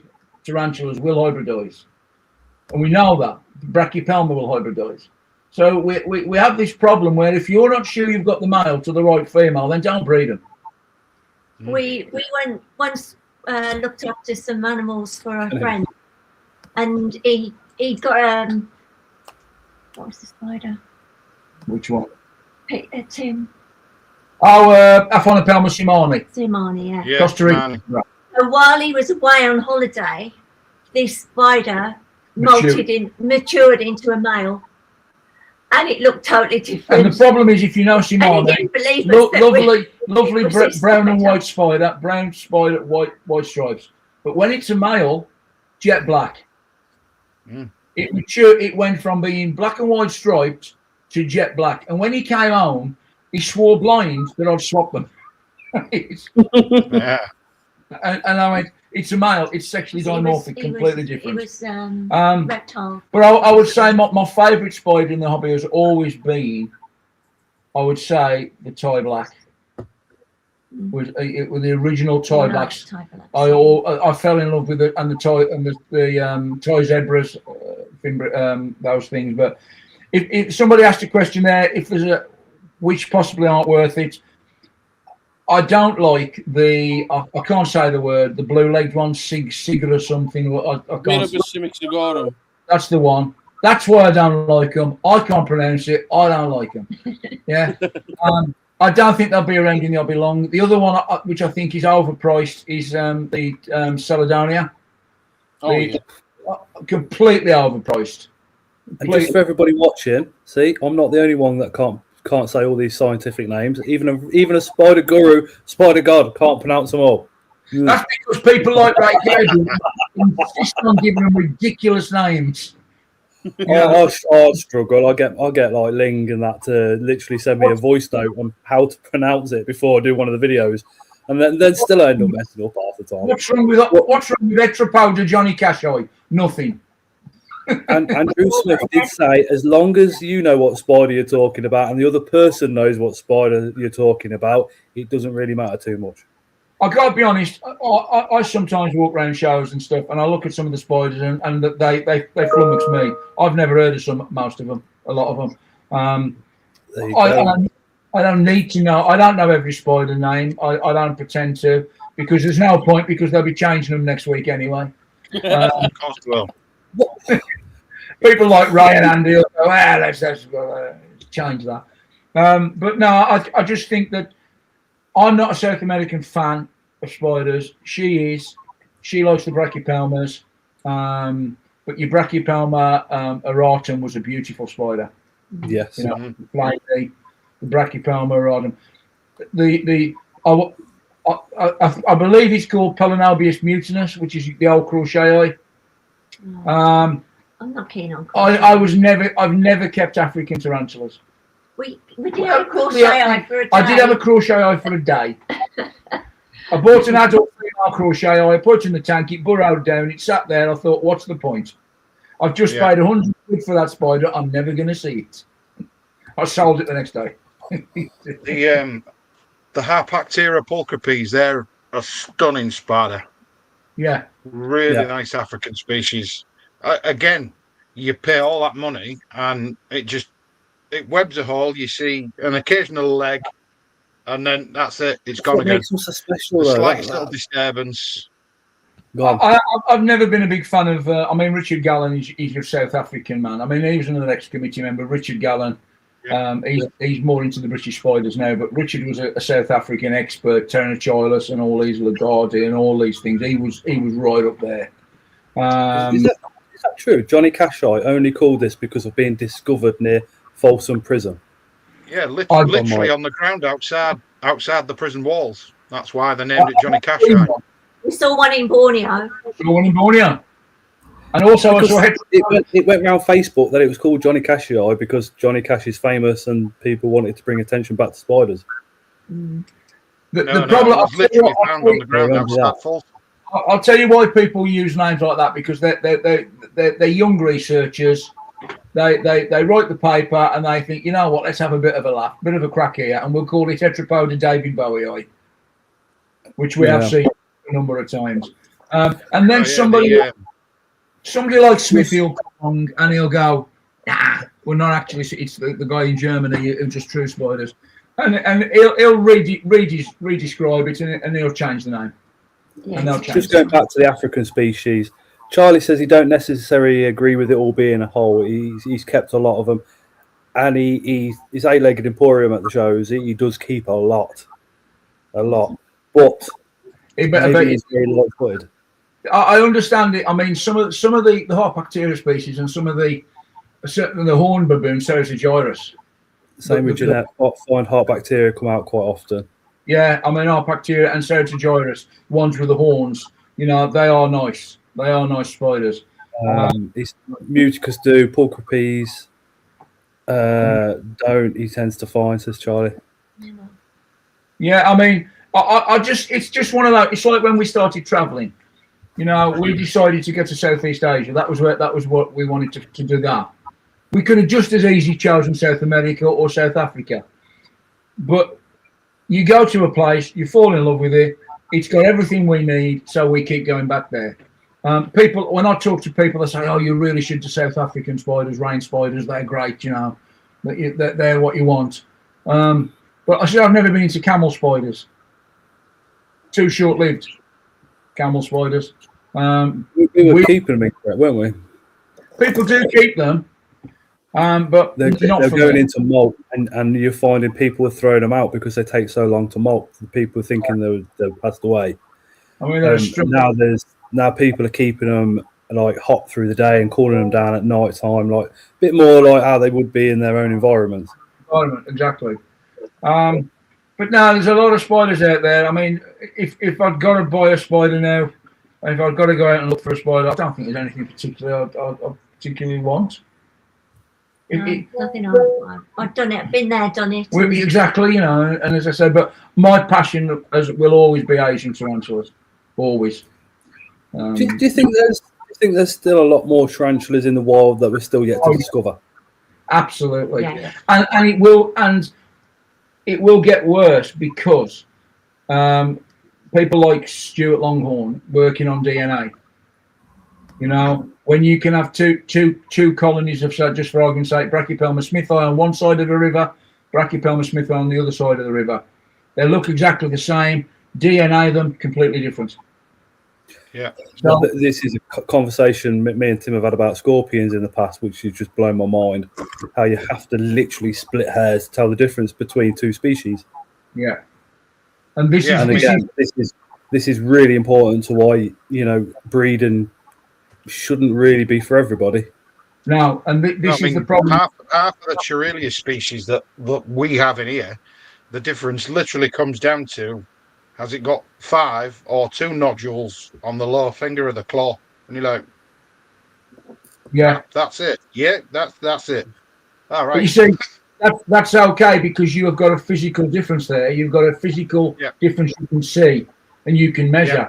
When it comes down to DNA, and Stuart has proved this, you get that spider and that spider virtually, well, they look identical, but the DNA is completely different because this has evolved one side of a river and that's evolved the other side of a river, and they're completely different. Yeah. But and us as like we're literal hobbyists and buyers, we buy these things from the sellers and take their word for it.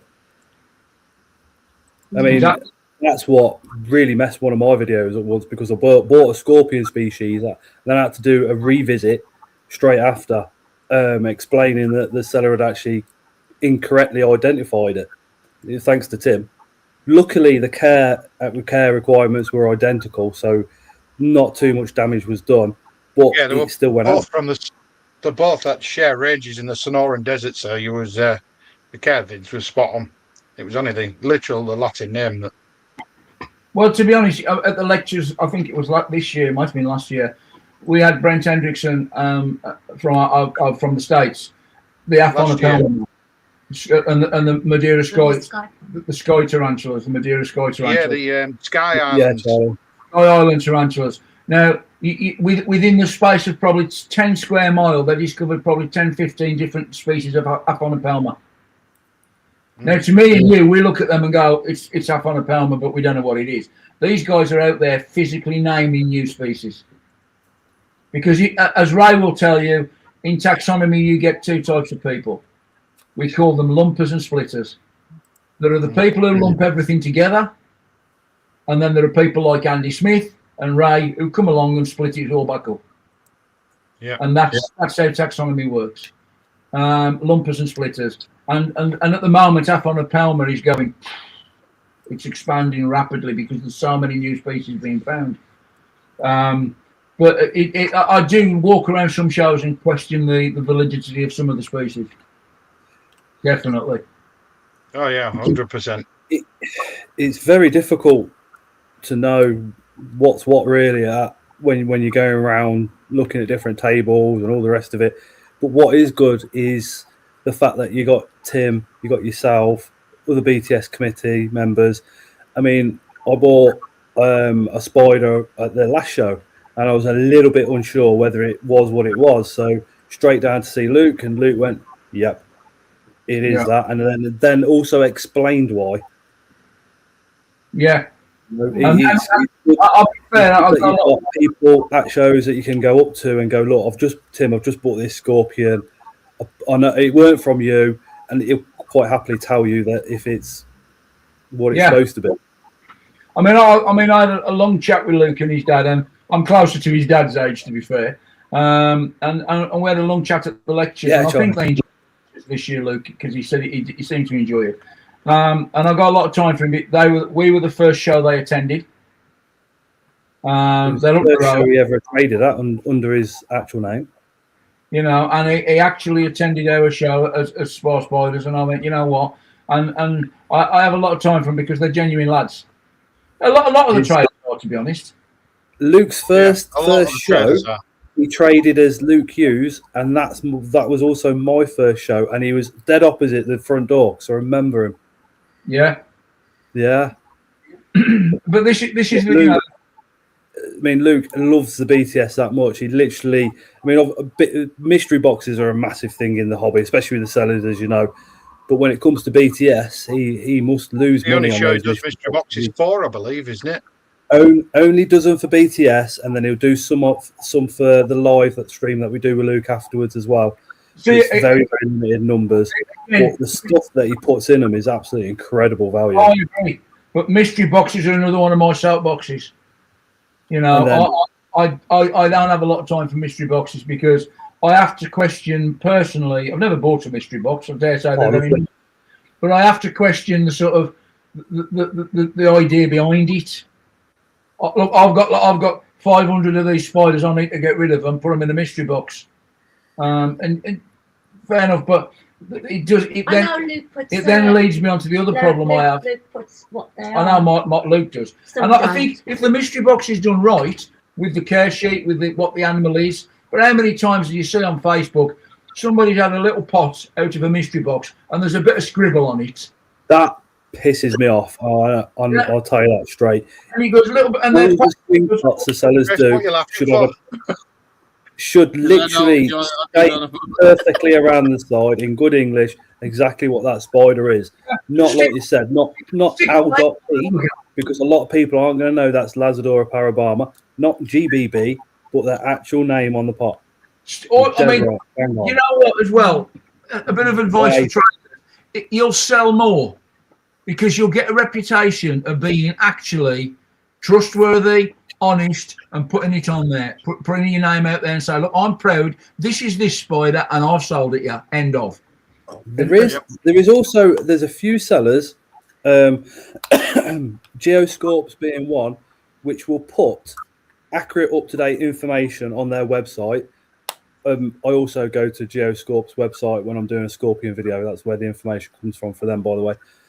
But that will do that. And I've spoken to other sellers that literally will just sell the spider, off it goes. That won't do a care sheet, because if they do a care sheet and something's wrong, then there could be a little bit of backfire. But it's like, well, you know, as a seller, if you're selling a spider, you should be doing the research on that spider so you know everything about it before you sell it. I mean, there's literally no excuse. I mean, look, all of our cards have that QR code on it, and it takes you straight to our database. Our database that has been meticulously written out by me and George, and it's all there. All the downloads are there. It's printable, free to download and print out yourself. So I don't know why a lot more companies don't do it, care sheets and things. Well, the information's there on the internet. But I've got to be honest. I mean, the reason I come to BTS, says Osman. Geoscorps is the first point of call for scorpions. Well, the reality is as well. I mean, in the early days, we used to do care sheets and that. But I'll be honest, I've never ever been ashamed to put my name to something I've written. No. And I think that's where a lot of people fall down. Right, they hide behind the keyboard. If I write something, I'll put my name on it. You can pick the bounds out you like, but I will put my name on it. And people might disagree with me, but I'm not ashamed to put my name to something. And you might say, well, I don't keep my spiders like that. Fine, it's just my opinion. But I do wish we could sort of work out some sort of breeding, as I said in this week's sermon, as I call it, you know, try and get some sort of breeding coordination going on with the guys who are dealing, people like Christoph and I think he's worked out how the light switch works. Do they not have electric in Latvia, Chris, or is it just you're just trying a switch? Look, I can do that as well. It's like Frankenstein. He's just plugged himself into the mains to recharge. I mean, Chris, you got Chris and Ling, and you got Charlie, Eight-Legged Emporium in chat as well, and then obviously you got Geoscorps is in chat as well. I mean, they are breeders where they know what they're looking at. They breed exactly what it says on the tin, and if you've got a question about whatever spider it is, they've got the answers there and then. Yeah, and for me, as a buyer, that is absolutely everything, because sometimes you'll go to a show and you'll think, my God, that is a beautiful spider. Never heard of it. Chris, what is it? Yeah. How do I keep it? You know, is it easy? And you get your answers straight away. Yeah. But I think that there is this sort of tendency to stuff's been overbred. They need to get rid of it. And they just bang it in a mystery box, and I've had a we believe it or not. Mystery boxes, though. That's fair enough, because it's a good way of increasing your stock. It's a good way of increasing your collection, cheap way. The breeding coordinator. As long as what is in that box is what it says on the tin, because we do, believe it or not, we do get a lot of emails off people who've bought mystery boxes, and send me a photo, and they've gone. Have to go to decent sellers to get a decent mystery box with those spiders marked up correctly. Exactly. I bought this off so and so. Is it what it says? And you look at it and you go, well, never in the world of God is that Brachypelma smithoid. Never in the world. And you know just looking at it. And then there's a lot of stuff that's a lot mislabeled. And I just email them back and say, look, who did you buy it off? Go back to them. You know, we're not a police force, but I'll do my best. If it's one of the traders at our show or I know them personally, I'll ring up and say, look, you've dropped a bollock here, mate. This is wrong.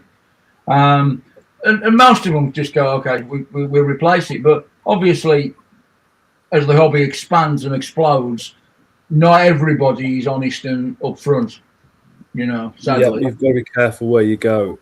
I mean, I've known Luke before to police the area to BTS to get them identified by taxonomists. Yeah, to make sure they are what they are before he even thinks about breeding them. Yeah, the question there is, what do you mean by breeding coordination? Yeah, Charlie boy. A few years ago, many years ago, before the internet, we started off the breeding register. And it was a means to an end of swapping males because we hadn't got the internet. So you literally you use pen and paper. But what I'd like to see, I'm too old and too long in the tooth to even think about it now. But the reality is, it would be nice if a group of dealers or traders or breeders, because a lot of the traders are breeders, could get together and decide amongst themselves the best spiders to breed, what not to breed because there's a glut of them, you know, and also it would also solve this problem in the hobby of males. Do you know one issue I see with that, right? Yeah. One, it's very difficult to trust everybody, and two, money. Exactly, and that's thereby, Scott, you've hit the nail on the head, because it is a business. There is. I mean, off the top of my head, I know people. Some are in chat and one's on screen that would do that because they're trustworthy and they're not just in it for the cash. But you know, the truth is, Scott, you have to start somewhere. It's like animal passports. A few years, I think I'm going back to the 90s. We had an idea. Example. We had an idea that you could sell a spider with a passport. If I sold it to you and you kept it for 3 years, you would write on this passport, and you sold it to Chris, it would go to him, and that would go to him. Again, the issue with that, Ray, would be how can you prove that? It was like when the Society certificates came in. Exactly. I said they're pointless because I could get any spider and just do a photocopy of it and say, there you go. So if you've got a passported spider and it passes away, but it's a tenner more than a normal one, you can just buy the normal one and say, oh, this is it's part of this passport. As you say, Scott, it comes down to honesty and money. Yeah, which you're never going to get because people are people. You're never going to get it. But I think there has to be an effort to start. And even if it's only between 3 or 4 different dealers, and you go, well, I go around shows and I know that a lot of spiders get bred. I also know that a lot of traders intertrade.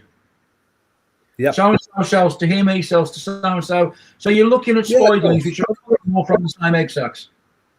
And they're all the same. And then you think, okay. And then suddenly, about 6 months later, you get loads of males. A lot more males than females. And everybody, you go, oh, I've got a male. Now, it raises the point, did the trader who sold you that spider know it was a male to start with? I've never seen all sorts of arguments on Facebook with people selling males and females, and then trying to get me involved in their conversations, and I'm like, you did it between yourselves, you know, nothing to do with me. Very much. We don't sell sex spiders. But this is the problem, you see, is that there's a lot, but of course in the wild. If you buy an unsexed tarantula, just assume it's male. Then if it pops out female, it's a bonus. What? Yeah. I've never seen. We got quite a few curly hairs, and God, most of them are male. You know, yeah, they was all at the same. All at the same egg sac, and they go, oh, why is there so many males in this egg sac? They haven't, and I pointed this out. They haven't matured into a male. They were a male from the beginning. Do you think male or female? They didn't mature into a male, you know, and that's the difference. And people go, "Oh, I might turn into a male." It was a female or a male to start with. In the wild, females can sense other spiders around them and go, "Do you know what? We need some males." You know, in the wild, they will produce more males 1 year as opposed to females. A valid point, because Komodo dragons can do the same. And do you think maybe the female gets to a certain, maybe let's say the females live 20 years, so the female knows the male's mature in 5, so at 15 years of age she starts producing egg sacs with males in? Quite possibly. We don't know. But what I do know is that in the wild, those males will all disperse. Right? They'll all disperse. Now, here's a question. You buy a male, you buy a spot, you've got an adult female, whatever. It does an egg sac. Yep. And you keep all the spiderlings. And you keep the female. The males of those spiderlings will mature within 3 or 4 years. Sometimes quicker, depending on how fast you feed them. Right? What is to stop the dishonest person mating one of those males back to the mother? Nothing. If it's a curly hair, they ain't going to do it. But if it's something like a Celedonia, of course they're going to do it. You're going to do it. And of course, and it wouldn't happen in the wild. This also highlights because everybody says captive breeding, and we do need captive breeding in the hobby, 100%. It also highlights the small need for a small portion of wild caught to come into the hobby as well. Absolutely. You do need new bloodlines, because if we keep diluting the bloodlines, only a very small amount, and I think for us keepers, it's captive bred, obviously. But yeah, we do need captive bred. But this is what I'm saying. I think it all comes down to the morals of the individual, and I would never consider mating a male offspring back to the mother. It's just not something that I would consider. What's the issues with that? Because I'm quite good friends with, I can't remember his dad's first name, but John Horner. Yeah. So his dad brought a lot of the blondies into the country years and years ago. Yeah. And what John says is, because obviously he's seen them from a very small child for over 30 years or however long it is.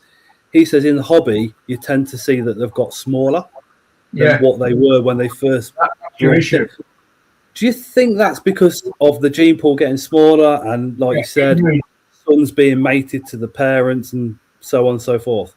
Inbreeding. Because in any species of animal, including us, if we inbreed with close genetic relatives, the offspring will have problems. The most famous one is Charles Darwin. Charles Darwin married his first cousin. His children suffered from some serious problems all through their life. Yeah, and even in any animal, if you start mating, inbreeding, your gene pool will shrink, and before you know it, you've got serious problems with down the line. I read somewhere a few weeks back that for mammals, you need a minimum of 50 unrelated individuals for a population to survive. Minimum of 50 people for it to flourish without any genetic problems. And this is mammals. You see how many keepers, and I said this the other day.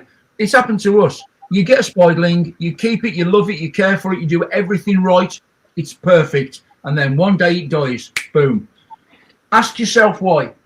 Is it something you've done, or is it something that's wrong with the spider? Now, the point is, if you don't know the genetic origin of that spider, where it's come from, or where it was bred, or how it was bred, then there's a very good chance that it is destined to die. That's nature. That is survival of the fittest. It is, yeah. 100%. In the wild, less than 10% survive. In captivity, we're trying to keep 90% alive. Yeah, and it's just not the right thing. Prolonging their life by a little bit, but not enough. Exactly. Destined to die. Yeah, in the wild, get picked up by predators because they'd be slower moving, they'd be walking funny, or not have the correct genetic traits to survive. And again, there comes another thing. What we were talking about ages ago, well, a few hours, an hour ago, when you said about removing the egg sacs. Yeah.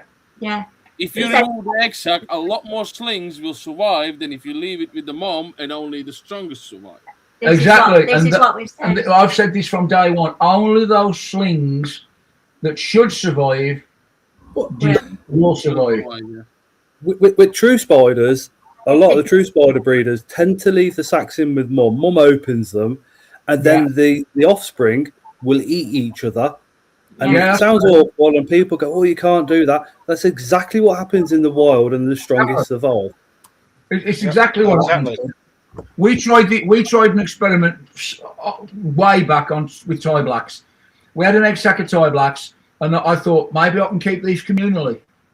Yeah. So I literally left all the babies in. Yeah. I took the mother out, but I left, and they all had their tiny little holes, and it was great. I thought this is fantastic. And one by one they got predated upon by each other until there was one big one left. And that was, I'm going back 30 years. And I suddenly thought to myself, these guys they should not be here. We whatever reason. If we're not careful with the overbreeding that's going on now, we are creating a monster for the future. We're just keeping all the runts alive. Keeping runts alive, and then and how many people have packed the hobby in because they've had a spider die? Yeah, they're buying spiderlings. They buy a spiderling. They're cheap, they're cheerful. They buy a spiderling. They love it for 6 months and it dies. Or they do all the research. They've got a perfect setup, and the only thing they want is a spider that costs them 300 quid for a sling, and then it dies.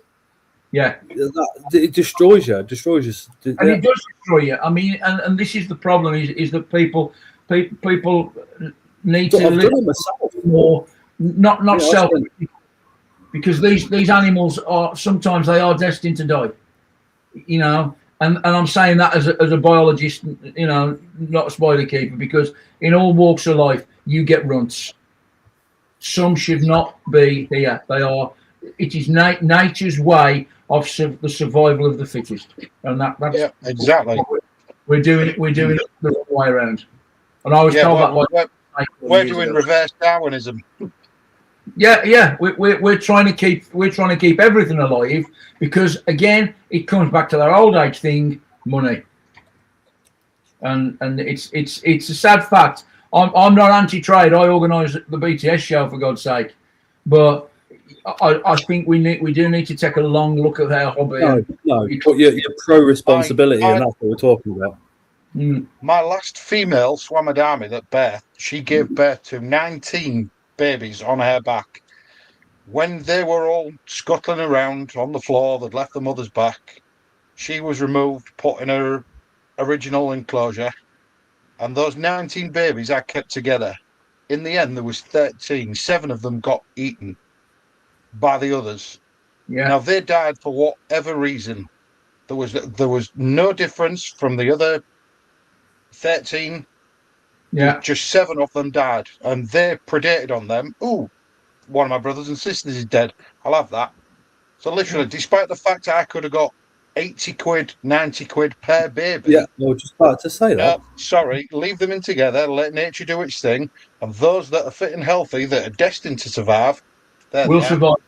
And the truth is as well, by doing that, you earn yourself a reputation, because the scorpion you've sold to somebody survives. But you could have split those scorpions and sold all of them, and then the next week somebody could have had a scorpion and it would have died on them. So you're doing yourself a favour. You're helping your own business along by not selling these that many. You know. Yeah, so the issue with wild caught, and I can talk about this from first-hand experience, is you can buy wild caught, but were they imported yesterday and then brought to the show, the following day? Have they been quarantined correctly? Are they okay to put in with your other scorpions, because they could be carrying some disease? The same thing for tarantulas as well as.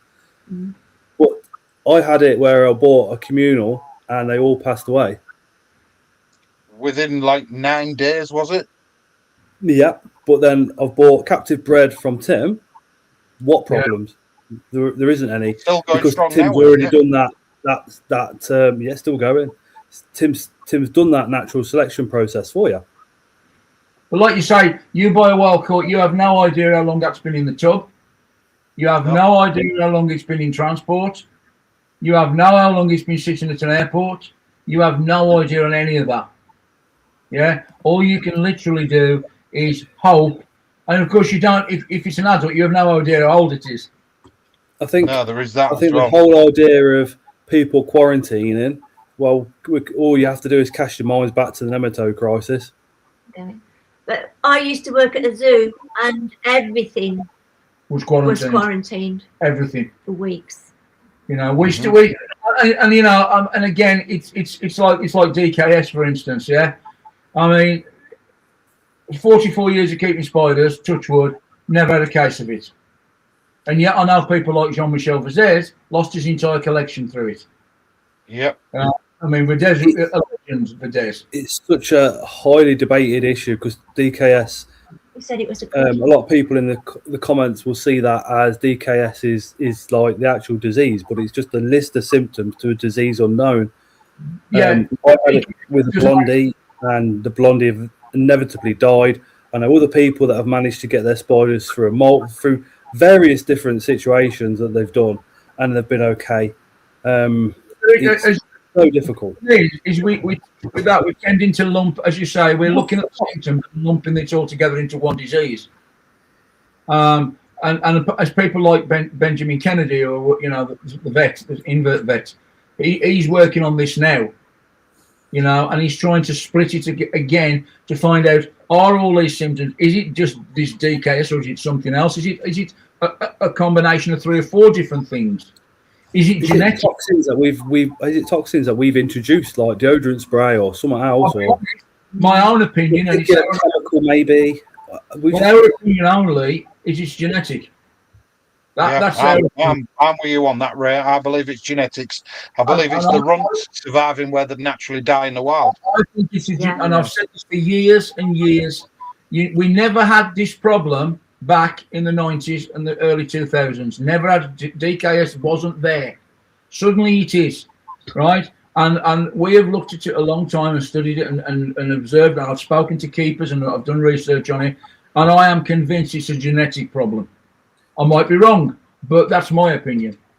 I have the same feeling, mainly because the toxins that are introduced, we think are introduced, are in our house. When I had a conversation with Dave, he highlighted the fact that all your household chemicals are under the sink with a shitload of spiders, house spiders, and it's true, and they're under there with all your chemicals surviving quite well. In my bedroom now, we've got a couple of false widows. Literally, they sit in the corners and any flies, they deal with them. But in that bedroom, you know, the enemy, she sprays her deodorants and everything else. So do I. Air freshener. And they're still molting and doing their thing fine. And the other thing is, if you want to see an example of a dirty area, look on a rainforest floor. Yeah, it's got bacteria, it's got parasites, it's got everything going. And yet they survive. Even they survive. I mean, we've seen snails in the wild that have lived in tiny little bottles for homes, haven't we? We had a friend who works at Drayton Manor Zoo as a curator. He's dead now. He used to keep a lot of anacondas in his flat, as well as lots of venomous snakes. And because the anacondas smell, we got him into keeping spiders. And one day he rang us up and he was distraught because all his spiders were dying one after the other. And as he was on the phone to us, he goes, "There's another one gone, there's another one gone." And it was what he was using. And what he was doing, he was spraying ambisol. He used to be to get rid of the mites on the snakes. Yeah, get rid of mites. Ambisol, he was spraying it in the air to get rid of it was killing the spiders. Smell. And all the tank's lids, all the ones that had sucked in this ambisol had died. The ones that he hadn't touched were fine.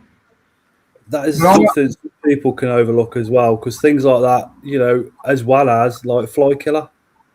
Yeah. You get flies in the summer, you might have your tarantulas in the back room, but if there's a door between it, you spray it in your front room, it's going to get in there.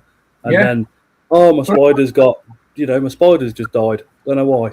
You know what? Over the years, we've burnt incense sticks. We've used air fresheners. We've never had a case of DKS. We've never had a case of anything like that, have we? I don't spray. I've never had a I'll vape around mine, no problem. You know, and I just look at it and on the information we've collected over the years and on my records, and I've spoken to people. I look at it and I go, to me, this is a genetic sponsors Phoenix, yeah. Spray as well, yeah. Yeah, I mean, I'm just convinced it will eventually. Somebody far more clever than me will realise that DKS is a genetic thing, and it's caused, I believe, overbreeding at some stage. You imagine what Tim Scorpions are exposed to with that northern arse. You know what I mean? What? Oh, Jesus. Over the years, I've had quite a few spiders with DKS.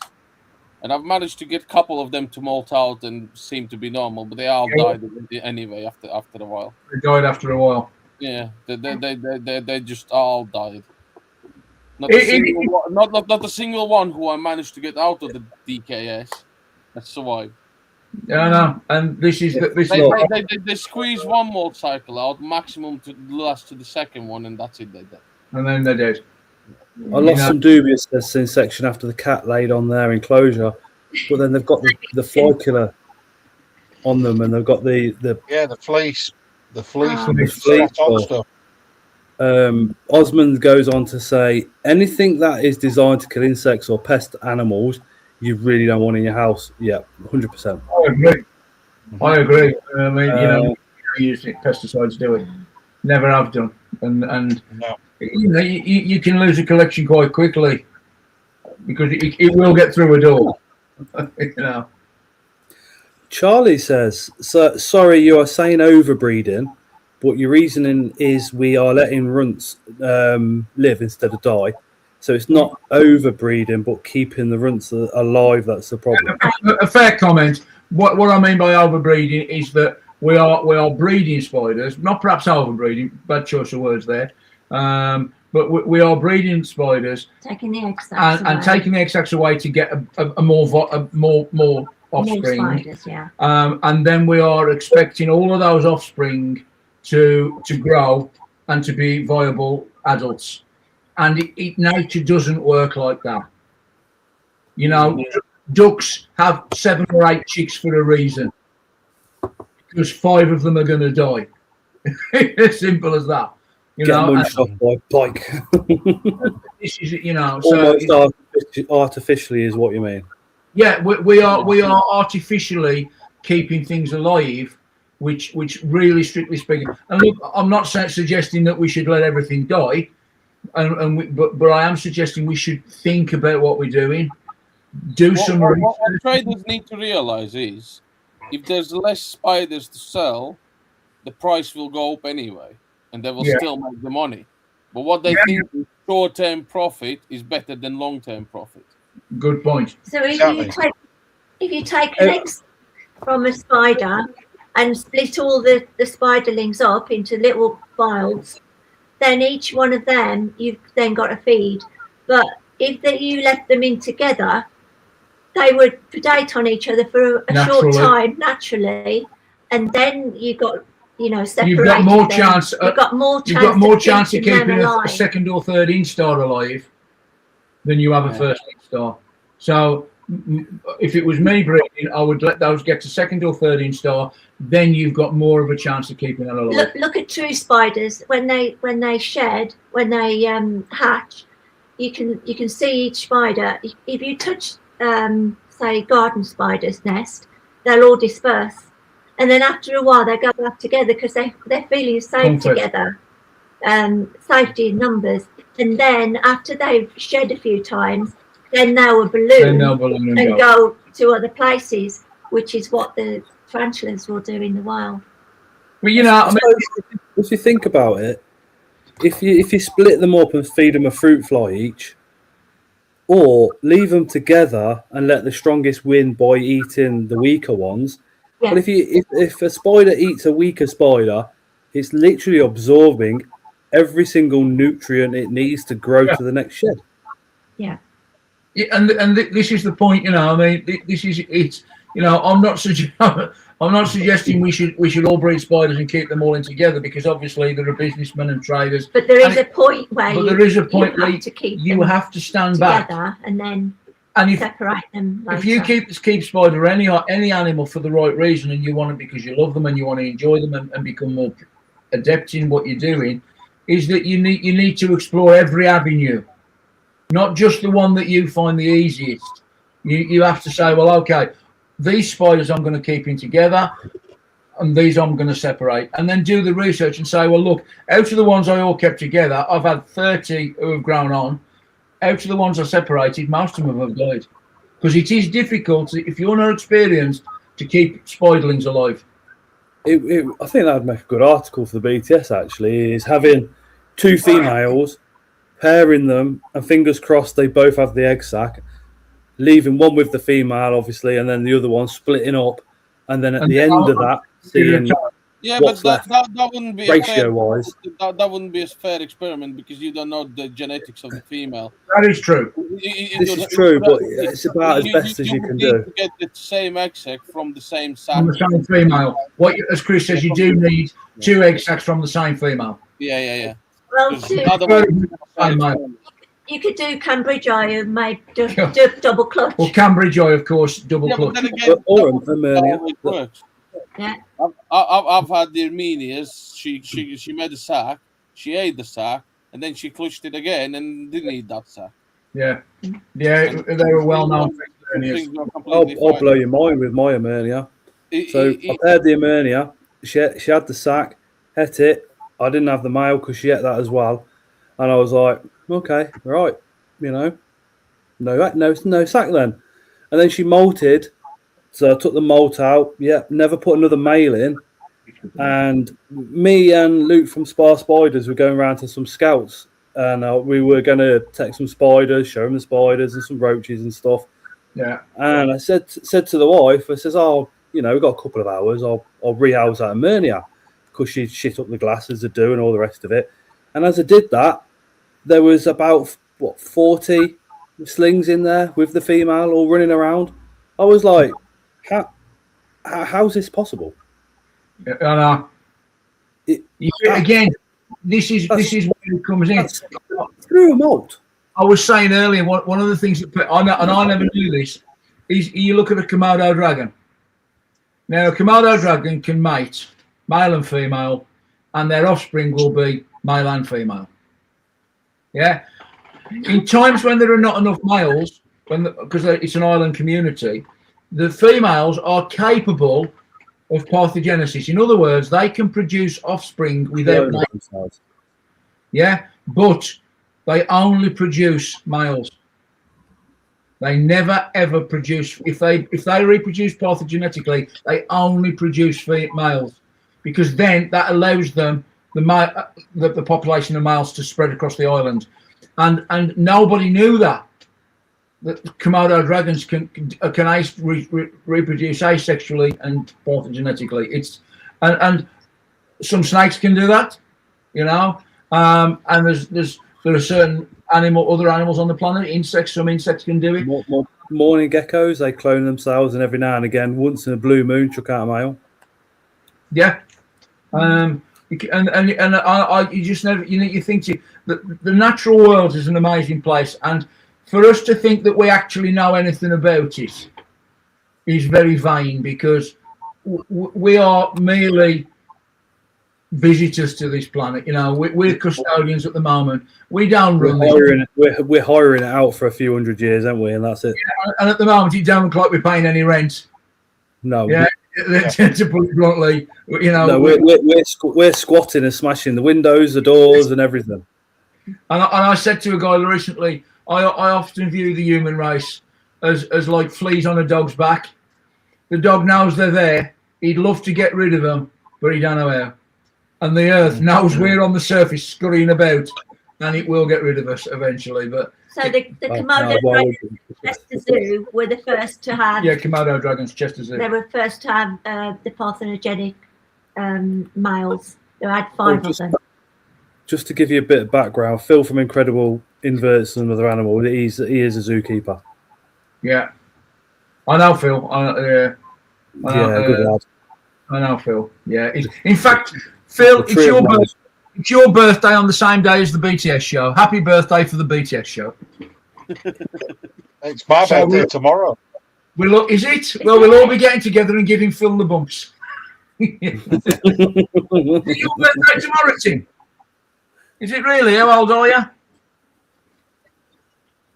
Mentally, I'm about 20, 21, 22. Physically, I feel like 56 after crawling around in a loft space all week. Yeah. He's 48 because he's older than me. 46 I am tomorrow. I'm 65 and I don't care. And Angela, God bless her. Don't have to tell him. Tell him how old you are. No way is Angela older than you. She's a year younger than me. 11 months. Yeah, but she looks several years younger than you. Yeah. What you should say, Ray, is you don't look that old. Yeah, it's not happening. That's a polite thing to say, but obviously not. Yes, no. Look, Regan says, really excited for the BTS show. It will be my first one. Good man. You know what amazes me, and this I'm always shocked by this. You were saying earlier the hobby's so big. Whether it's an invert UK show, whether it's our show, whether it's C's, wherever it is, you get hundreds of people whose first show it is. Yeah, and they all post it on Facebook. Oh, this is my first show. And you think, hell, but it is. And we welcome them all. We want newbies. There's a lot of people who I've never heard of the BTS show. And I'm often shocked to that exhibition, because it's not really a show. We call it. It was called an exhibition from the very early days. Because we got the competition. Because we used to have lectures, and we used to have we have the competition. So it was an exhibition. We wanted to put an exhibition on, and it was called that. We haven't we're not ashamed to say we're a show, but it's called the exhibition because it's always been called that. We're not a show. But we're not a show. We're an exhibition. So you can call what you like. It's a show, but we're not a show. A gala, as long as we're not like a fair. Yeah. But no, come and look at the sideshow freaks. I'm going to leave everybody. Is there any more questions regarding the British Tarantula Society from any of the people watching? If you could drop them into the comments, that would be absolutely awesome. Chris will pick them up for me. You're going to shoot. Hopefully, I'll be at the BTS show. Good night. We'll be here. Because I'm in the hospital in 2 days' time. Thank you for joining us today. I'm still here, so. Yeah, she's got a heart drop on Thursday. All the best for that. So yeah, she's suffering at the moment. There's one thing with that. Regan says, also just want to say thank you for your amazing community, for so much love on my recent drawing that I posted. Can't quite believe it. That's awesome. Was that the Porcelatheria one? I think it was. That was amazing. That was very good, actually. I think that's really amazing community. Putting your artwork in before the show. Yeah, that's obviously been open to bribery and corruption. Mark Spider, I can't wait for BTS. There's one question that I want to return, which was the topic we talked earlier about the experiment, and he says 3 XX from 3 females matured from the same clutch. It still wouldn't be possible because you never know the genetics of the spider itself. No. Because you never know was that spider even meant to survive that long to produce the extra. I think say it can only be done from the same female, same 2 egg sacs from the same male. Yeah, that's the only option. And even then, it's like. Yeah, again, you're quite right. But I think the reality is, Chris, with any research that's done on any subject, you have to start somewhere. Yeah. You got to start somewhere. Osmo's just disappearing, but he's just got all the BTS links. Click on them all. What percentage is what? I haven't sold a single one, and I've marked down every single one I lost. I mean, over the years, we've kept records, and I've got bookfuls of records. I mean, back in the day when I first started keeping, we used to get a spider, and there was a lady in the trade a lovely lady. She's no longer with us now, called Les Fuller. And she's passed away now, but and we had a lot of spiders off her in the early days, and she taught me a lot, and both of us a lot. And I think what we used to do, we get a spider, we take a photograph of it and put it in a scrapbook, and I've still got the books that are original spiders. Oh wow! So there's a lot of information there. When I die, I dare say somebody will find it and put it in a charity shop. They won't. We'll have that straight away. Yeah, Tim's earmarked for that. To be fair, Tim's literally got like the history of the BTS in that facility of his. There's 3 or 4 people that have a complete journal collection. I know Ray's one of them. I am. I think I am missing 1 issue. These are the new folders to keep your journals in. Yeah. Each folder you can put 3 volumes in there, and a full set is 22 of them. And I think that I've got a full set. Smithy's got a full set. Mark's probably got a full set, and Peter Kirk. Which one are you missing, Tim? Just in case somebody's watching and says I've got it.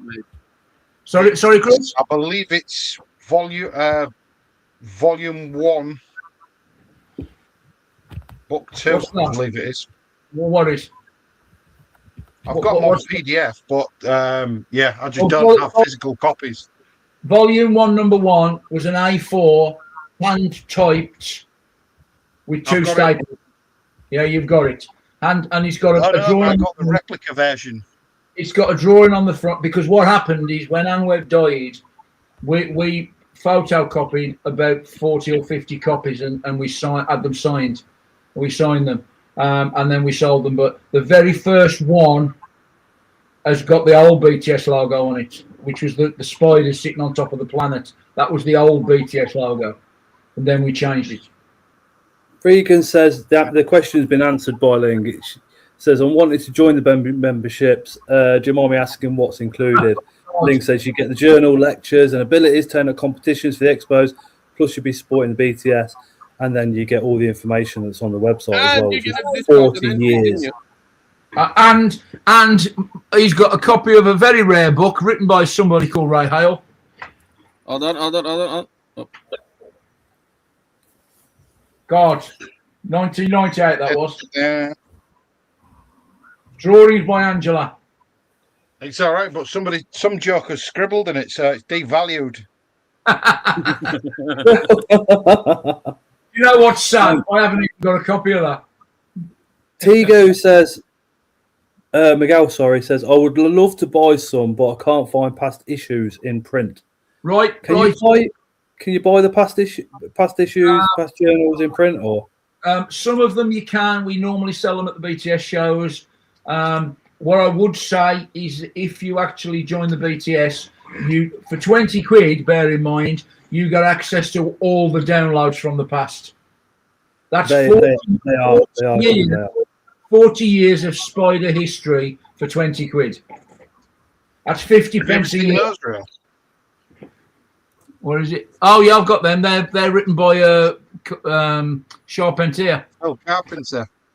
Yeah, what is Charpentier? Oh, wow. That's the French bloke Charpentier. Yeah, Charpentier, Philippe Charpentier. He's no longer with us. I got an avicularia one and a Marinus one as well. Yeah, definitely. But I've got to say, really rare books. I've got to say, to my mind, there's a lot of books. Hang on.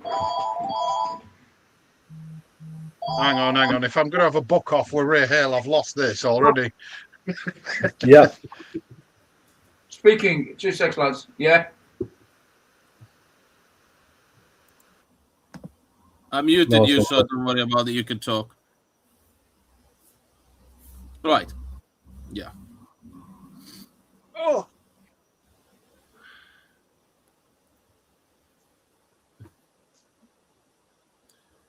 That'll be an important call again. Bless him. No, I just muted him. Obviously, it's private, so I don't want to. Yeah. That's what I mean. Yeah. Yeah, I don't want people to hear. So, Tim, if somebody's watching in the comments that's not a member of the BTS, what's the biggest reason for joining? Welcome back, Ray. Personally, I'd say the information. It's a voice for the hobby. We get contacted, or sorry, should I say the committee gets contacted by a number of news outlets, far more than you'd realise, mainstream media, things like that, to comment on matters. Just recently, they've had all the influx of false widow bites and all this, and what do we do? They're all invading our houses. They've been there all year. You've just never noticed them. I think the thing is as well is that every hobby has to have a recognised body within it. Whether you're a stamp collector or whether you collect motor cars or whatever, you have to have a recognised body. And the BTS are a recognised authority, not individually, but collectively with a recognised authority on tarantulas. I mean, we have got amongst our members, we've got Andrew Smith, Volker von Worth. I mean, if you haven't heard Volker, you haven't lived. He's a lovely guy. He was at the lectures. Fantastic guy. Jean-Michel Verdez, and these are some of the serious arachnologists of the world. Eres Miles. World-class taxonomists, aren't they? World-class. And you've also then I mean I've been a member of these for years. Arachne, which is the German Diaga. The Diaga thing, and I've been a member, and I've got hundreds of these journals, and this they're the same as us really. They're the German body, we're the English body. But I think you just need you need to have somebody who, if push comes to shove, will stand up for the hobbyist and say that's wrong. I was going to say, if the government ever look and say, oh, well, we need to ban this and ban that, if I come along and go, well, I'm a YouTuber with 13,000 subscribers and I say no, they're going to go, mate. But if you come along as a governing body as you are, then they have to listen, because it's literally, they understand then it's educated people within that field that are coming forward with a plausible, agreements, instead of the likes of us going, well, we fucking love them, so we'll keep them anyway. Yeah. Well, yeah, they're literally going through parliamentary debate now in Scotland for these pre-approved pets lists. Yeah, that's worrying. Which could have massive ramifications for anybody that keeps anything outside of a fish tank, a dog, a cat, or a pet rabbit. But you've got to be careful, because the Animal Welfare Act was brought in years ago, and we commented on that at the time. I mean, Anne Webb went to Parliament and commented on it. She was invited to Parliament to comment on it, to a select committee. I often, and I know Martin often gets asked to comment on this type of thing, legislation. But my advice is don't panic, because the more you panic, the more mistakes you'll make. And so what we tend to do is we step back. This is why we never get involved in individual cases. When someone says to me, there's a photo in the Daily Mail, there's a photograph here of a bloke bitten by a false widow with his leg hanging off. And my answer to that is I can't comment on individual cases because I haven't seen the medical records. Show me the medical records, I'll give you a diagnosis. But don't quote that this is a spider bite when you've got no evidence to prove that. Prove it's a spider bite, show me the evidence, and I'll go with it. And I get it so all the time. I got bitten by a spider and all this, and fine. And somebody may well get bitten by a spider, but if you suffer from anaphylactic shock, you might have a problem. But as I say, we're there.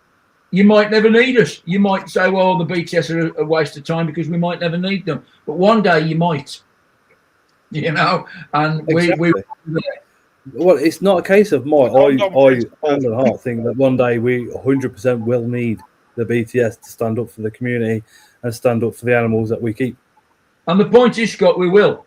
Because 100%, it's in the pipeline. Whether it will be in our lifetimes or not, I don't know, but it's definitely in the pipeline. Oh, absolutely. You know, but it's a bit like people saying, well, you can't keep spiders, you know, you can't do this and you can't do that because of this. And the simple argument is, well, that's okay. Then you can't kill lobsters for food. You can't kill crabs for food. You can't kill shellfish because they're all invertebrates. Don't quote me, they don't feel pain when you're shoving a lobster in boiling hot water. You know? Yeah, and you keep them in a fish tank in your restaurant so people can pick them out and then chuck them in hot water. Don't quote cruelty at me when I'm saying, well, and this is why the BTS, because we've got that 40 years worth of being there, seen it, done it, heard it. And so something like that example I would never even have thought of. And I've argued that before with people about you shouldn't keep spiders because it's cruel. You shouldn't put a lobster in boiling water. I think another way to put it's like going to court and representing yourself is not a good idea. You need a solicitor or a barrister, and that's what the BTS could be in a court of law when it comes to fighting the government for any changes in our in our invert hobby. Full stop. And the thing is as well, if you suddenly say you can't do this because it's cruel, you can't keep invertebrates because it's cruel, my argument would be, well, okay, you can't kill flies because they're invertebrates. You can't use fly spray because it's cruel, you know. And this is so it's things like that we've argued.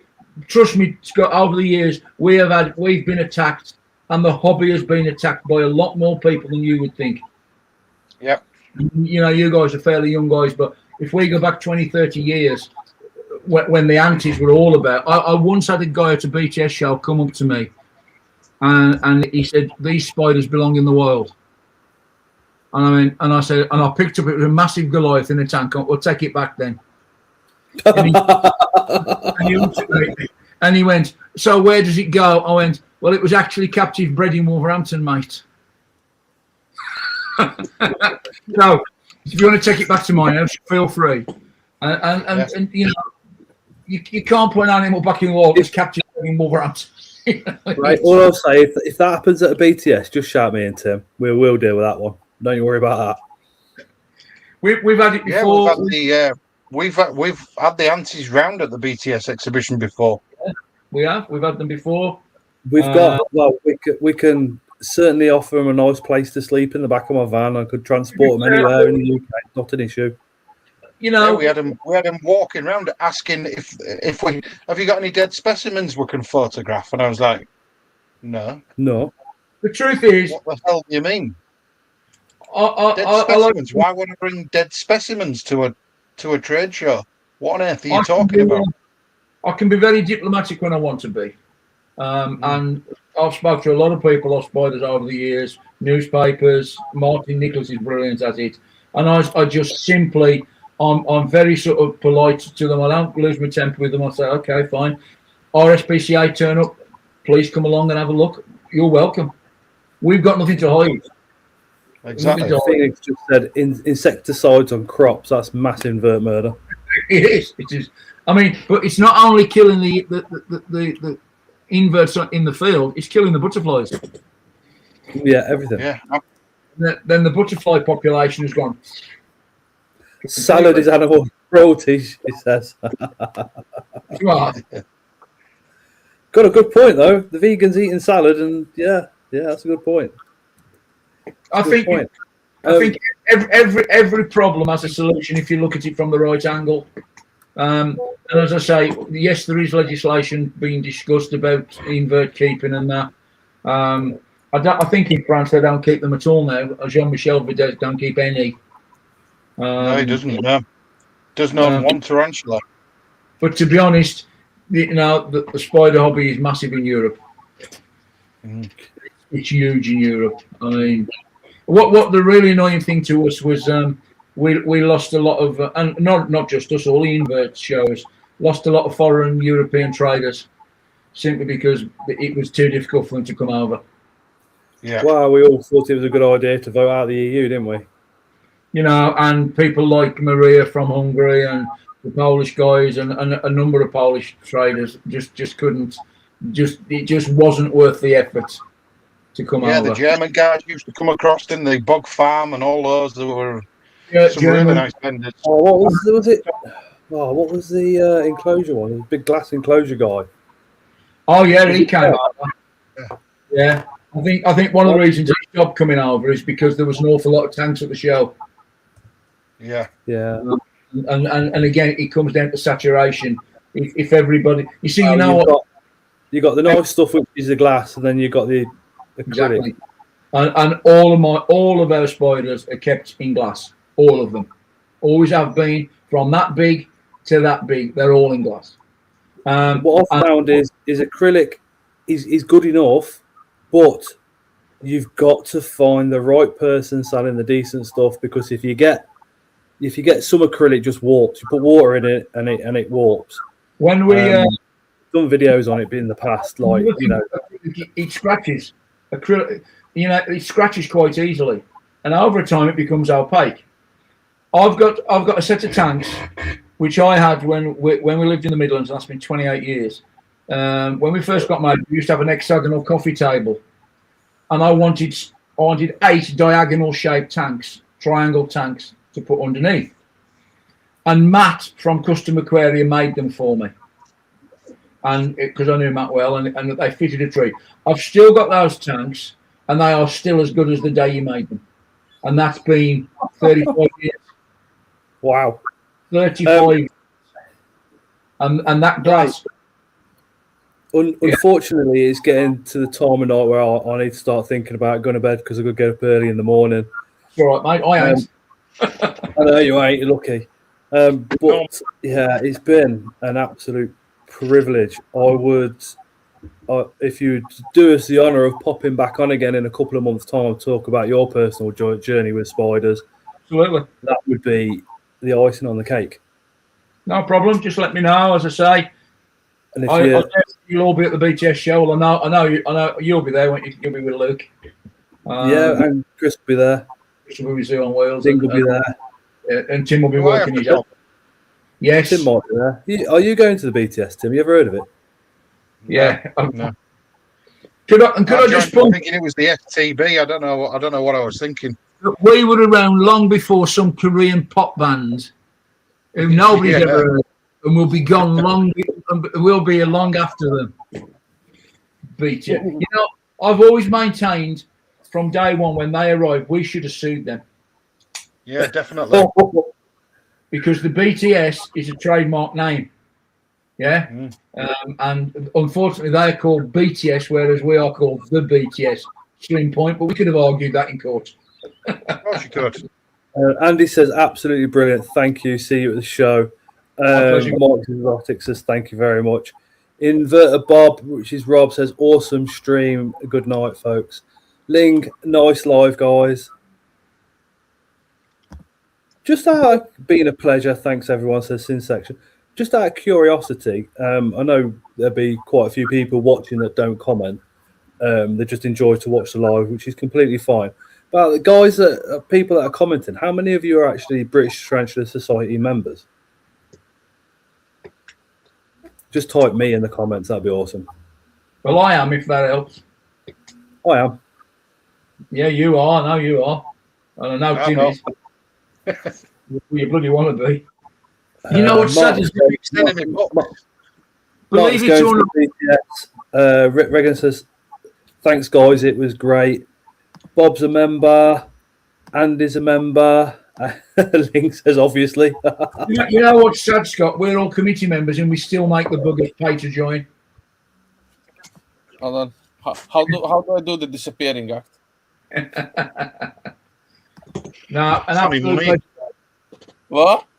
Scott, I dare say, will you be videoing at the BTS show? Oh, yes. I like it because the video I do at the BTS is just my video. I've not got to think about doing somebody else's video as well, as it's just mine. It's brilliant. I'll bring a drone, Scott. You can film some stuff, aerial footage. But yeah, again, it's quite a good one for me because I get to do a little bit of stuff with Luke as well as, so it kind of shows like the effort everybody goes into at the start of the show with their stands and putting everything out as well. So people that walk around get a whole sense of oh wow, I didn't know everybody put so much effort in, because prior to me gaining access early to the shows and BTS, you just arrive and everything's done. So you don't even think about the time and the effort that goes in before it even opens. And after it closes as well. Yeah, exactly. And then afterwards, as everybody's packing up, people forget. You don't think about it because you're too busy going, "Oh, I'm going to buy this, going to buy that."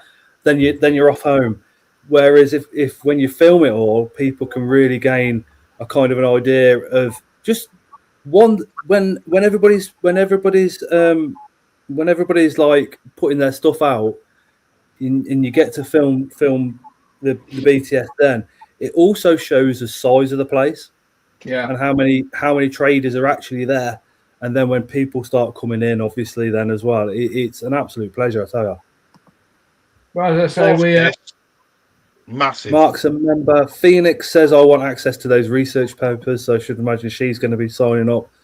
Solitaire Graham, another member. Excellent. I mean, one of the things as well is this year we because obviously we live on the south coast, but we're staying up 2 nights, and I know Tim is as well, aren't you? Yeah. We're staying up 2 nights, so hopefully on the Sunday night, when we've packed all the shit away, we can go and have a few beers with Luke and the boys. So we're hoping to get up there because last year we stayed up on the Sunday night, but we were so shattered, we just went and got something to eat and went to bed. There's coffee for that, Ray. Don't worry about that. So last year it's like Mark said, to say pre-show drinks like normal for a BTS show is just like doesn't meet what actually happens. So what's fantastic is obviously the pre-show on the Saturday night, have dinner, get to chat to you guys, the committee members, get some pictures taken as well, and then Sunday Luke normally organises somewhere else to go off and have a couple of drinks or food as well, which is not too far away from the BTS. Because he said to us last year, he says, if we'd have known you were staying with us. And I said, well, this year there'll be myself and Tim and Mark Pennell. We're staying up there. Mark the Spider guy, he says, I would like to help more, but it's difficult being disabled. You don't know what he could do. Mark's in electric wheelchair. Oh, yeah. There's to be fair, there's a lot of things you can get involved in. Perhaps at the BTS show it is a bit hectic, to be fair, and it does get a bit hectic. But I know, like for instance, at the invert shows, Greg used to do the raffle. The guy in the wheelchair. He did it, the London one.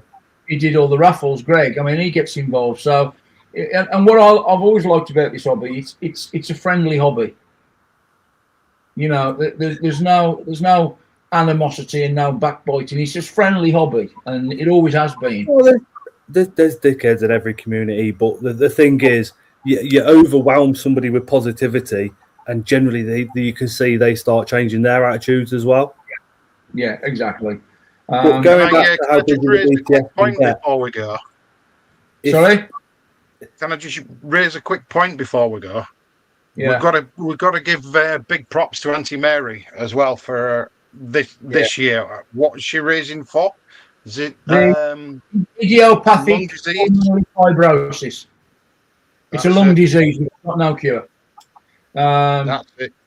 It's quite a horrible disease. Basically, it's a bit like sarcoidosis, but it causes inflammation of the lungs and dies. Now, Mary, and I will before I'll let you go, but I have to point out Mary Walters is a wonderful woman.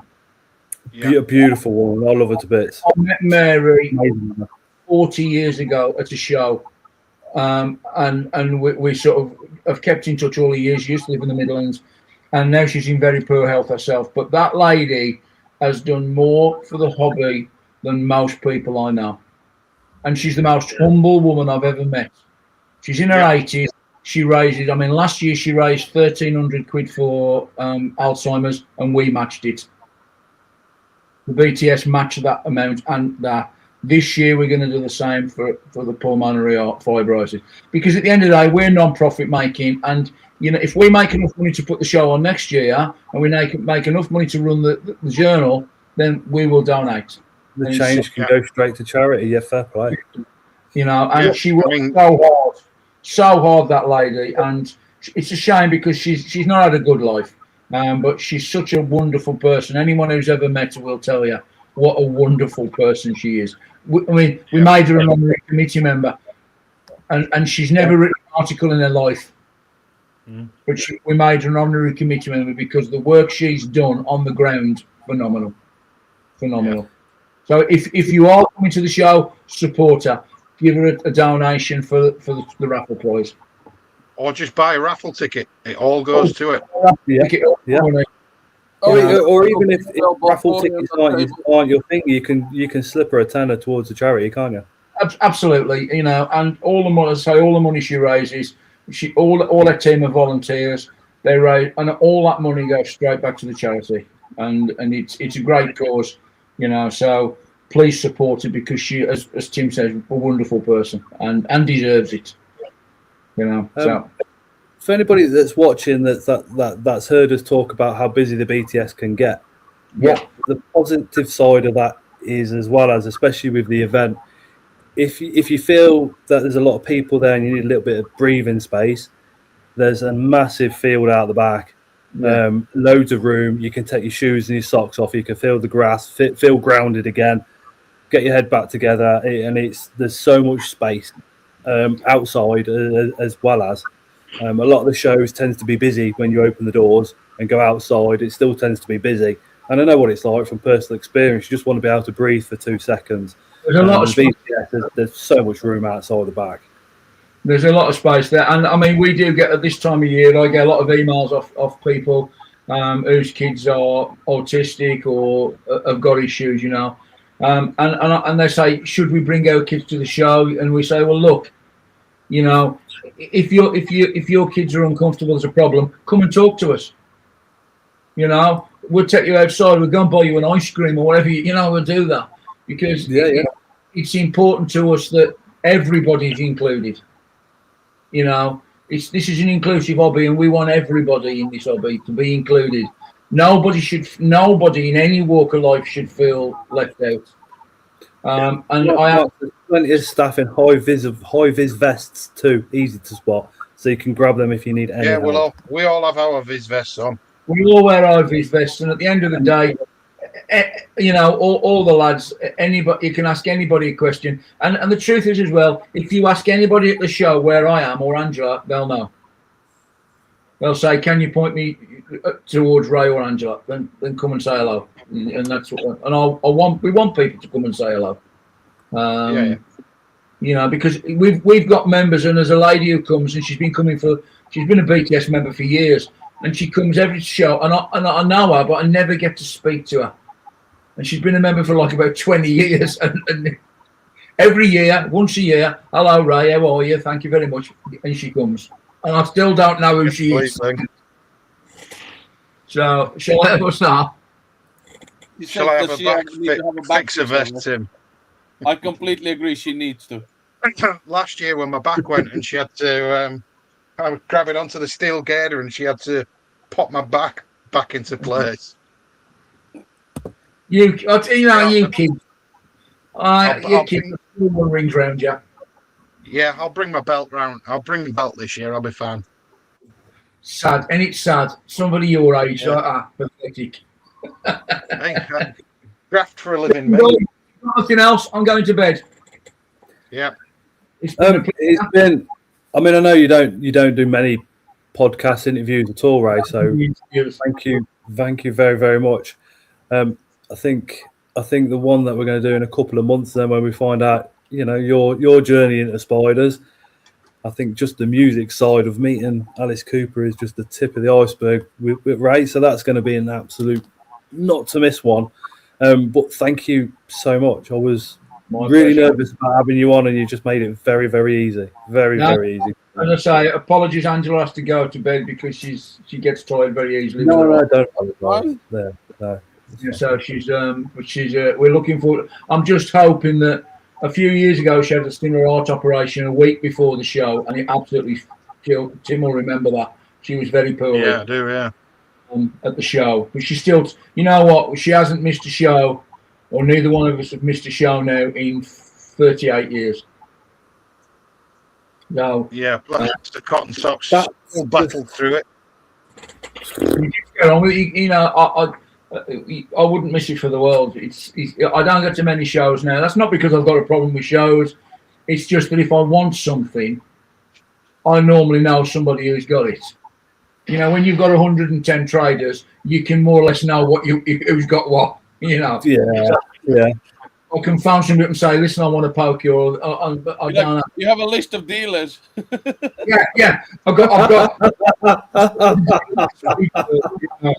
But you know, I just. What do you want today?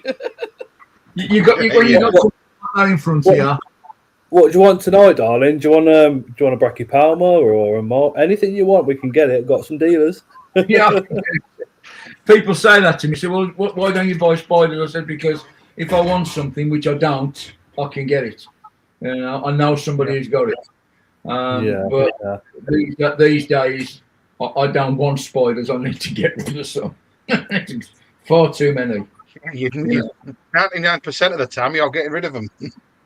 Night, Mark. This time, Angela's decided she looks after all the spiders, bless her. She feeds them, she waters them, she does the whole lot. I've got to be honest. I occasionally walk into the spider room and congratulate myself on what a great collection. But she does. I walk in and go, this is about books. You know, and I'll pick up a tank and go, nice spider, well done, Ray. When I know full well it's Angela, I've done nothing to it. She looks after them, she feeds them, she keeps all the records, she knows, she does more. She knows more than me, to be fair. You know, so again, if you're watching, head over to the bts.co.uk. All the information to the show and how to join the BTS is all on there. And I think after tonight's live, you know what you're getting for literally 20 quid. We do have a really nice. You feel like you're robbing the BTS when the journals start coming through, I tell you. We do have a really nice membership stall at the exhibition. We do. Where you can join there and then. We've got some great details, everything. We've got some great new T-shirts. I mean, you know what's amazing as well? Even the T-shirts, like this one, for instance, even the T-shirts have become collector's items. You know, the T-shirts that date back 30, 40 years. And Mark Pennell, bless him, who does all of these T-shirts, you know, every year he comes up with a new design, and every year they sell out like that. So this year's look amazing. They do look good. I must say, I have seen them. They do look good. BTS stands there, please. Everybody, if you're still listening, come and say hello. Thank you very, very much. Thank you to everybody that's popped in tonight. Really, really appreciate your support. And again, Ray, thank you for coming on. And thank you for sharing the BTS video that I did as well. I have pleasure, mate. You know, I mean, very, very happy when you did that. I was like, Tim, you never guess what? I like your videos because they're down to earth. You film, watch the show, and I just look at it. I think, really nice video, and you did ours, and I thought, why not? And Amy does ours as well, of course. But no, I mean, we've got no problem in as you know, there are very few YouTubers we support. Very few. There's you guys, and there's Dave's Little Beasties, which I will actively recommend to go to. And it's unusual for us to recommend anybody. I like to think that I do the basic stuff, and then you've got the likes of yourselves if people want to really dive into it very, very deep. But I've always got the mind of there's children that watch mine, and there are a lot of new keepers. So I like to keep it as simple as possible, just again to make it accessible for everybody. Well, we all started somewhere. We all started somewhere, and you know, this is why it always annoys me when you get the experts on Facebook. You feel like saying, "Listen, mate, we started somewhere." You know, a lot of people will just go, "Oh yeah, well you do it like this," and they've got the information from somebody else. Yeah. Whereas the amount of times I've sent a picture to Tim of a scorpion, and I've gone back to that person and said, "Look, I've had to message Tim because I ain't got a clue." Yeah. And you know, You know, everybody, whatever you do in life, you have to start somewhere. It's like a bit like starting a new job. The first day is shit. You're frightened to death. 6 months down the line, you wonder what all the crap was about. It's easy. But then it's the same with the spider world. When you first get into it, it's a big bad world out there. The more you put it, and the truth is in this hobby, the more you put into it, the more you'll get out of it. Yeah, very true. Very true. So that's what we do. But listen, as I say, I'll see you all at the BTS. Well, I'll see you all on the Saturday night at the BTS show. Yep, yes. See you at the Saturday, the BTS, and then the BTS after drinks as well. Absolutely, mate. The after party for the BTS. The BTS. All right, guys. Night, everyone. Night, everyone. Take care. Thanks for having us on. Good